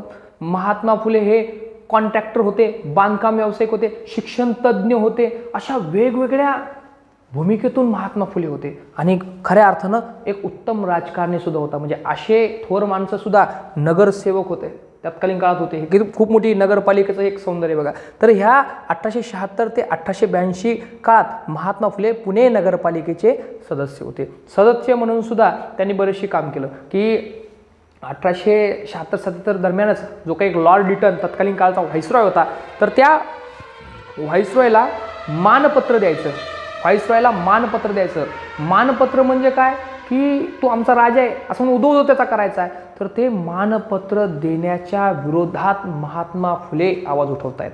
त्यावेळेस 33 जे सदस्य होते नगरपालिकेचे, पुणे नगरपालिकेचे, तर त्या 33 पैकी 32 विरोधात 1 अशा स्वरूपाचा ठराव, म्हणजे ते एक जे विरोधात होते ते महात्मा फुले होते बघा. तर त्या लिटरला काय म्हणून तुम्ही द्यायचं आहे, त्याने आपल्या वर्तमानपत्राची मुस्कटबाजी केली. तर ते लिटरला नको आहे असं म्हणून व्हाईसरॉय म्हणजे कोण तर तत्कालीन काळाचा पंतप्रधान, म्हणजे आजच्या पंतप्रधानापेक्षा जास्त अधिकार असलेला हुकुमशाहीच्या काळातला तो देशाचा राजा आहे. तर त्या राजाच्या विरोधात एक साधा नगरसेवक म्हणून उभा राहण्याची धमक आहे, तर ती महात्मा फुलेची आहे. त्यानंतर 1888ला एक ड्यूक ऑफ कॅनॉट नावाचा म्हणजे व्हिक्टोरिया राणीचा तो नातू राजकुमार तो भारतात आला होता. तो पुण्यात त्याची मेजवानी केली होती. तर त्या मेजवानीला महात्मा फुलेंना आमंत्रण होतं. त्या डिकॉक केनॉटच्या मेजवानीला महात्मा फुलेंना आमंत्रण होतं 1888 साली. तर त्या आमंत्रणाला उपस्थित राहताना महात्मा फुलेंनी जो काही ड्रेस कोड आहे किंवा ड्रेस आहे, तो सगळा जो काही आपला वेश आहे तो शेतकऱ्यांचा घातला. पांगडं गोंधळं त्याने अंगावर घेतलं, धोतर घातलं आणि अगदी शेतकऱ्याच्या वेशामध्ये महात्मा फुले त्या डिकॉक केनॉटच्या समोर भाषण करतायत. आणि डिकॉक केनॉटला सांगतायत की सांगा राजकुमार, तुमच्या आजीला सांगा की इथला सगळा जो काही समाज आहे तो असा आहे, या कपड्यामध्ये राहतो, या कपड्यामधलं जगणं अवस्था बघतोय. हे जे काही कोट घातलेले तुम्ही लोक बघतायत, हा म्हणजे आमचा भारत नाही, तर खरा भारत आहात तर हा आमचा भारत आहे. या कपड्यामध्ये जगणारा, अगदी गरिबीचं जीवन जगणारा आमचा भारत आहे. तर असं डिकॉक केनॉटला महात्मा फुले सांगतायत. त्यानंतर बघा 1882ला महात्मा फुलेंनी हंटर कमिशन समोर साक्ष दिली. आता हे हंटर कमिशन काय होतं 1882ला, तर लॉर्ड रिपन नावाचा एक चांगला व्हाईसरॉय भारतात आला होता आणि या व्हाईसरॉयने हंटर कमिशन नेमलं होतं. प्राथमिक शिक्षणासंदर्भात भारताचे जे काही प्रश्न आहे ते भारताचे प्रश्न सोडवण्यासाठी प्राथमिक शिक्षणामध्ये काय काय बदल केले पाहिजे, तर हे ठरवण्यासाठी हंटर कमिशन, विल्यम हंटर यांच्या अध्यक्षतेखाली हे हंटर कमिशन नेमलं होतं. आणि या हंटर कमिशन समोर महात्मा फुलेंनी साक्ष दिली होती. महाराष्ट्रातून 2 लोकांनी साक्ष दिली होती, ते म्हणजे पंडिता रमाबाई आणि दुसरे म्हणजे महात्मा फुले. तर महात्मा फुलेंनी जी मागणी केली होती अतिशय महत्त्वाची. महात्मा फुले 1882ला मागणी करतायत की जे प्राथमिक शिक्षण आहे ते प्राथमिक शिक्षण मोफत आणि सक्तीचं करा. काय म्हणतायत महात्मा फुले की प्राथमिक शिक्षण हे मोफत आणि सक्तीचं करा. आणि मागतायत कधी ते 1882ला करतायत, 1882 साली मागतायत. आमच्या भारत देश स्वतंत्र झाला 15 ऑगस्ट 1947ला आणि भारताची जी काही एक संविधान लिहिलं गेलं 26 नोव्हेंबर 1949ला, त्या भारताच्या संविधानामध्ये याची व्यवस्था केली का हो की तुम्हाला शिक्षण, प्राथमिक शिक्षण हे मोफत आणि सक्तीचं केली का ती सोय? तर नाही, आम्ही ती मार्गदर्शक तत्वात टाकली, भाग 4 मध्ये टाकून दिली, कलम 45 मध्ये. पूर्वीच्या काळचं कलम 45 काय होतं, तर त्या कलम 45 मध्ये होतं की 6 ते 14 वयोगटातील शिक्षणाची म्हणजे मुलांच्या शिक्षणाची संगोपनाची जबाबदारी राज्यसंस्था घेईल, असं भारत स्वतंत्र झाल्यानंतर टाकलं. आणि हे शिक्षण मोफत आणि सक्तीचं 1882 काळात महात्मा फुले जे म्हणत होते ते व्हायला किती वेळ लागलाय, तर आम्हाला ते व्हायला 86वी घटना दुरुस्ती 2002, तेव्हा आम्ही कुठेतरी कलम 21 द्वारे महात्मा फुलेंनी जे 1882ला मागितलं होतं ते 2002ला टाकलंय. आणि तेव्हा सांगितलं की 6 ते 14 वयोगटातील मुलांना शिक्षण हे मोफत आणि सक्तीचं असेल. पण तेव्हाही झालं नाही खऱ्या अर्थाने. झालं कधी, तर जेव्हा राईट टू एज्युकेशन, शिक्षणाचा हक्क 2009 आला आणि 2009ला महात्मा फुलेंनी जी मागणी केली होती 1882 साली, म्हणजे किती काळाच्या पुढचा माणूस आहे, 1882 साली मागतोय आणि आपलं सरकार आपल्याला कधी देतंय, तर ते 2009ला देतंय. तर हा एक खूप मोठा नाही, 1882 साली हंटर कमिशन समोर महात्मा फुले यांनी साक्ष दिली होती. त्यानंतर 1875ला महात्मा फुलेंनी स्वामी दयानंद सरस्वती यांची जी काही एक मिरवणूक पुण्यामध्ये काढणार होते. आता हे स्वामी दयानंद कोण, तर आर्य समाज ज्यांनी स्थापन केलं होतं आणि आर्य समाजाच्या माध्यमातून वेदाकडे परत चला हा संदेश दिला आणि सांगितलं की वेदामध्ये स्त्रियांना समान अधिकार दिलेत, अस्पृश्यांना समान अधिकार दिलेत. आपली जी मूळ संस्कृती आहे या मूळ संस्कृतीमध्ये खूप मोठे चांगले विचार आहेत, तुम्ही हा दुसरा अर्थ घेऊ नका. तर एक स्त्रियांना अधिकार देणारा, स्त्रियांच्या अधिकारावर भाषण करणारा आहे हे महत्त्वाचे स्वामी दयानंद सरस्वती आहे. तर या स्वामी दयानंदाची भाषणे आणि त्यांची मिरवणूक रानडे असतील, वाळवेकर असतील, तत्कालीन काळातील परांजपे असतील, अशा सगळ्या मंडळींनी पुण्यामध्ये आयोजित केली होती. तर महात्मा ही आयोजित केली सगळी ही मिरवणूक, परंतु त्यांना अशी भीती होती की पुण्यामध्ये कर्मठ लोक आहे आणि ही आपली मिरवणूक ते काय नीटशी हाकून देणार नाही, नीटशी चालून देणार नाही. पुण्यामध्ये आपल्याला मिरवणूक काढायची, पुण्यामध्ये भाषणं करायची, तर आपल्याला संरक्षण पाहिजे. तर आपल्याला एकच माणूस संरक्षण देऊ शकतो, तर तो माणूस म्हणजे कोण आहे, तर ते माणूस म्हणजे कोण आहे, तर महात्मा फुले आहेत. मग हे सगळे रानडे असतील, आगरकर, हे सगळे महात्मा फुलेकडे गेले आणि महात्मा फुलेंना सांगितलं की आम्ही स्वामी दयानंद सरस्वतीला इथं बोलवतोय आणि त्यांची आपल्याला मिरवणूक काढायची आहे, तर तुम्ही संरक्षण देताल का? तेव्हा महात्मा फुले म्हटले हो ठीक आहे, आपण संरक्षण द्यायला तयार आहे, कारण हा माणूस समतेसाठी बोलतोय, हा माणूस स्त्रियांच्या हक्कासाठी बोलतोय. कोण येतं मी बघतोय, समोर मिरवणुकीमध्ये समोर मी उभा राहतोय, हत्तीवरून मिरवणूक काढू. महात्मा फुलेंनी या स्वामी दयानंद सरस्वती यांची हत्तीवरून मिरवणुकीला संरक्षण दिले. आता हे संरक्षण कुणी दिलंय, तर महात्मा फुलेंचे तत्कालीन काळातील जे गुरु आहेत, म्हणजे महात्मा फुलेंनी नुसतं शिक्षण घेतलं नव्हतं, तर त्यासोबतच शस्त्रविद्येचं शिक्षण, दांडपत्ता चालवण्याचं शिक्षण, आहे की नाही, नेमबाजीचं शिक्षण, ज्या आद्य क्रांतिगुरू लहुजी वस्ताद साळवे यांच्या शाळेमध्ये घेतलं होतं. त्या लहुजीकडे महात्मा फुले जात आहेत आणि महात्मा फुलेंनी अगदी बलदंड असले जे काही जे काही एक मांग जातीचे पहिलवान आहे, त्या पहिलवानांना त्यांनी उतरवतात त्या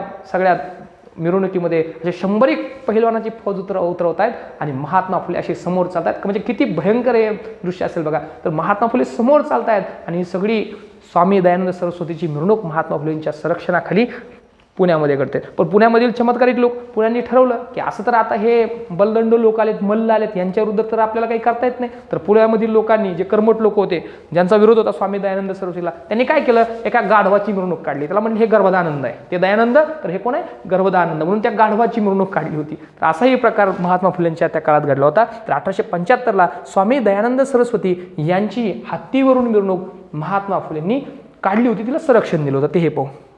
त्यानंतर बघा, सत्यशोधक विवाह पद्धती, सत्यशोधक विवाह पद्धतीचा शोध लावून 1873ला पहिला विवाह महात्मा फुलेंनी केला होता. तो विवाह केला होता सीताराम आलाट व राधाबाई निमकर यांचा. तर सत्यशोधक विवाह पद्धती काय होती, तर हे आपण बघू. तर पहिला विवाह कधी केला होता, 1873ला, आणि सीताराम आल्हाट व राधाबाई निंबळकर यांचा तो पहिला विवाह होता. काय होतं हे सत्यशोधक विवाह पद्धती, तर सत्यशोधक विवाह पद्धती म्हणजे काय, तर तत्कालीन काळामध्ये विवाहावर भयंकर खर्च व्हायचा आणि त्या खर्चामधून म्हणजे सावकारकडून पैसे विषणे घ्यायचे, खर्चही करायचा, खूप अनेक चालीरीती होत्या, म्हणजे आहेर कर, हेव कर, म्हणजे भयंकररित्या खर्च केला जायचा. तर महात्मा फुले म्हटले की आपल्या समाजातील हे जे काही आर्थिक आपण बजेट बसवत नाही आहे, तर ते आधी आपण केलं पाहिजे, आपले विवाहही साधे असले पाहिजे.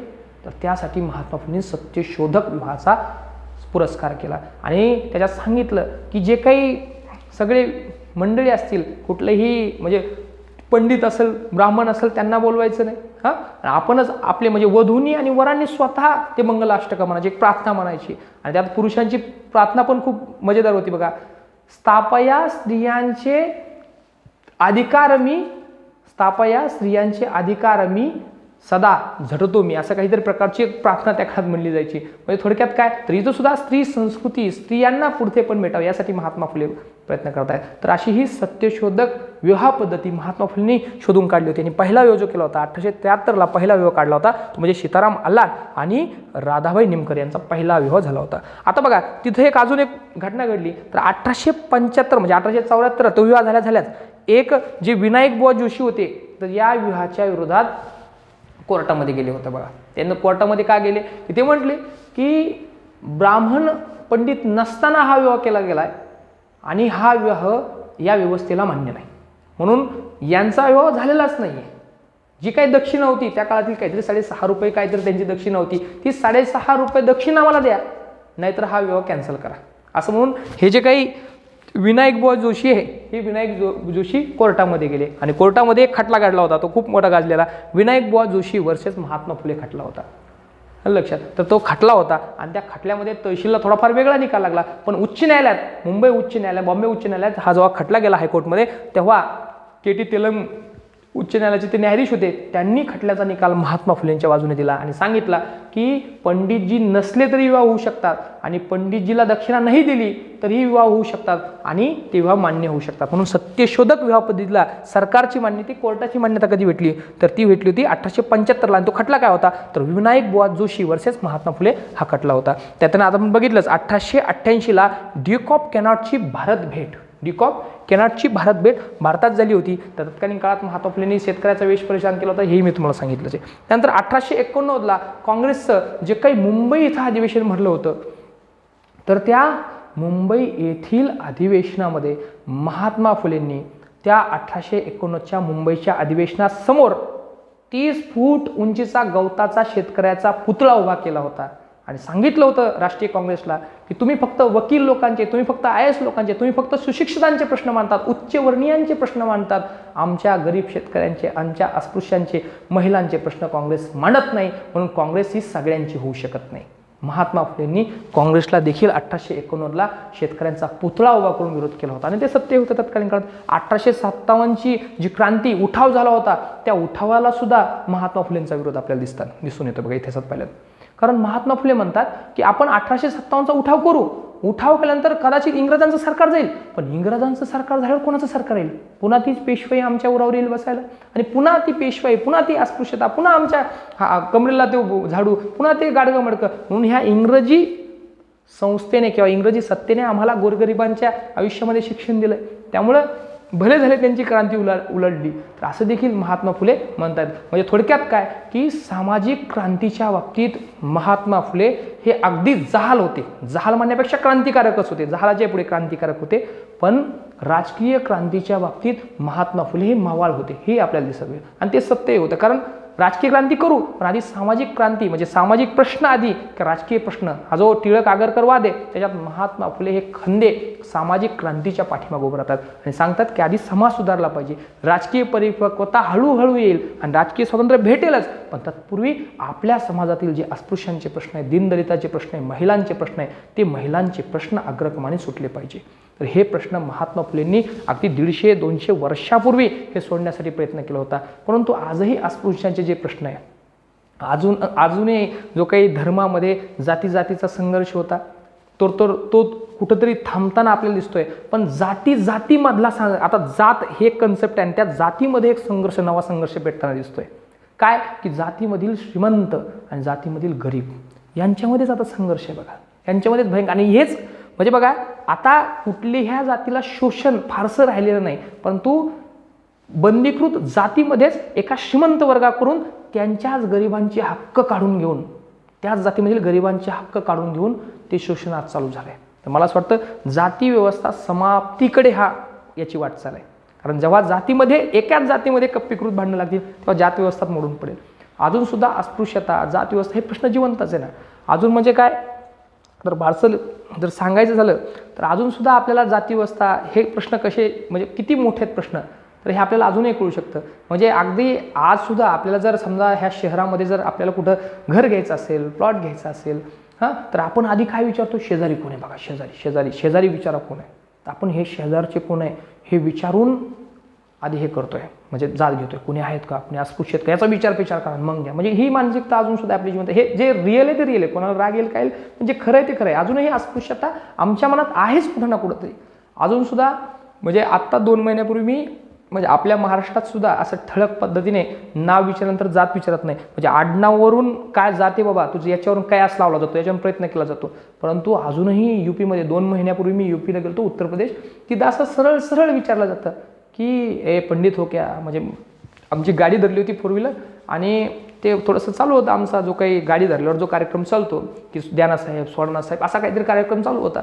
तर त्यांनी माझ्याकडे बघितलं असेल आणि दिसायला थोडं त्याला वाटलं असेल, तर त्यांनी म्हटलं की भाऊ तुलाच वाद घालायला काय पंडित आहे काय. म्हटलं हो भाऊ पंडित आहे. तर त्यांनी मला सूट दिली होती, तुम्हाला जाऊ दे 2,500 नको देऊ, 500 देऊन टाकणे, त्यांनी सोडून दिलं होतं. म्हणजे अजून सुद्धा या जाती संस्था आमच्या सगळ्या मस्तकामध्ये अजूनही भयंकररित्या जिवंत आहेत बघा. आणि अजून सुद्धा जातीचे प्रश्न असतील, ही जी अस्पृश्यता आहे ही मानसिकता अजूनही भयानक पद्धतीने जिवंत आहे. तर खऱ्या अर्थानं हे जे काही एक मोठे समाजसुधारक आहेत ज्यांनी ह्या अस्पृश्यता जाळण्यासाठी, स्त्री समानता समानता जाळण्यासाठी, असमानता जाळण्यासाठी जो काही एक मोठा लढा उभा केला, तर त्यांच्या जीवनचरित्रातून नुसतं माहिती म्हणून परीक्षापुरते आपण न शिकता यांच्या जीवनातील जे काही तो संघर्ष आहे, जो काही आदर्श आहे, त्यांचे जे विचार आहे ते जर खऱ्या अर्थानं आपण आपल्या मस्तकात उतरवले, आपल्या जीवनात उतरवले, तर खऱ्या अर्थानं सामाजिक क्रांतीची सुरुवात आपण उद्या अधिकारी होतो. पण या समाजाला आपण काय देतो, तर हे सुद्धा या विचारधारेतून, यांच्या जीवनचित्रातून आपण शिकलं पाहिजे. खरं तर महात्मा फुलेंचं बरंचसं काही राहिलं, मलाही कळतंय. त्यांचे ग्रंथ राहिले, त्यांच्याविषयी त्यांना दिलेल्या पदव्या राहिल्या, त्यांच्याविषयी मांडलेलं मत राहिले, अजूनही भरपूर काही राहिले. तर आपण जे दुसरं लेक्चर असेल त्या लेक्चरमध्ये त्यांचं साहित्य संपदा आणि त्यांना जे काही एक पदव्या दिल्यात बऱ्याचशा लोकांनी, तर ह्या सगळ्या व्यवस्थेचं एक अजून एक लेक्चर, दुसरा पार्ट तुम्हाला नक्कीच या ठिकाणी पाहायला भेटेल. तर खरं तर हा जर व्हिडिओ लांबलाच आहे, तर व्हिडिओ अगदी सगळा ऐका, पूर्ण ऐका. आणि ऐकल्यानंतर ज्या काही तुमच्या कमेंट असतील, तर ज्या काही तुमचे मित्र असतील त्यांच्यापर्यंतसुद्धा हा व्हिडिओ पाठवा आणि चॅनलला लाईक करा, सबस्क्राईब करा आणि याला आपल्या मित्रापर्यंत हा व्हिडिओ पाठवा. तर असेच व्हिडिओ बघण्यासाठी आपण आमचं चॅनल सबस्क्राईबसुद्धा करा. तर मत्स्योदरी स्पर्धा परीक्षा केंद्राच्या या सगळ्या यूट्यूब चॅनलवर आपण असेच समाज सुधारण्याचे वेगवेगळे, समाज सुधारकाचे वेगवेगळे सिरीज असेल, वेगवेगळे इतिहासचे लेक्चर, असे भरपूर लेक्चर आपण टाकत चालू. राज्यघटना, इतिहास, अर्थशास्त्र, चालू घडामोडी, सामान्य विज्ञान, अशा वेगवेगळ्या, मराठी व्याकरण, गणित, बुद्धिमत्ता, भूमिती, अशा सगळ्या विषयांचं अगदी मोफत आणि सगळं विद्यार्थी हित लक्षात घेऊन आपण सगळं काही शिक्षण देण्याचा आपण निश्चित प्रयत्न करू. तुम्ही देखील या चॅनलला सबस्क्राईब करा, लाईक करा आणि आपल्या मित्रापर्यंत हे चॅनल पोहोचवा. धन्यवाद.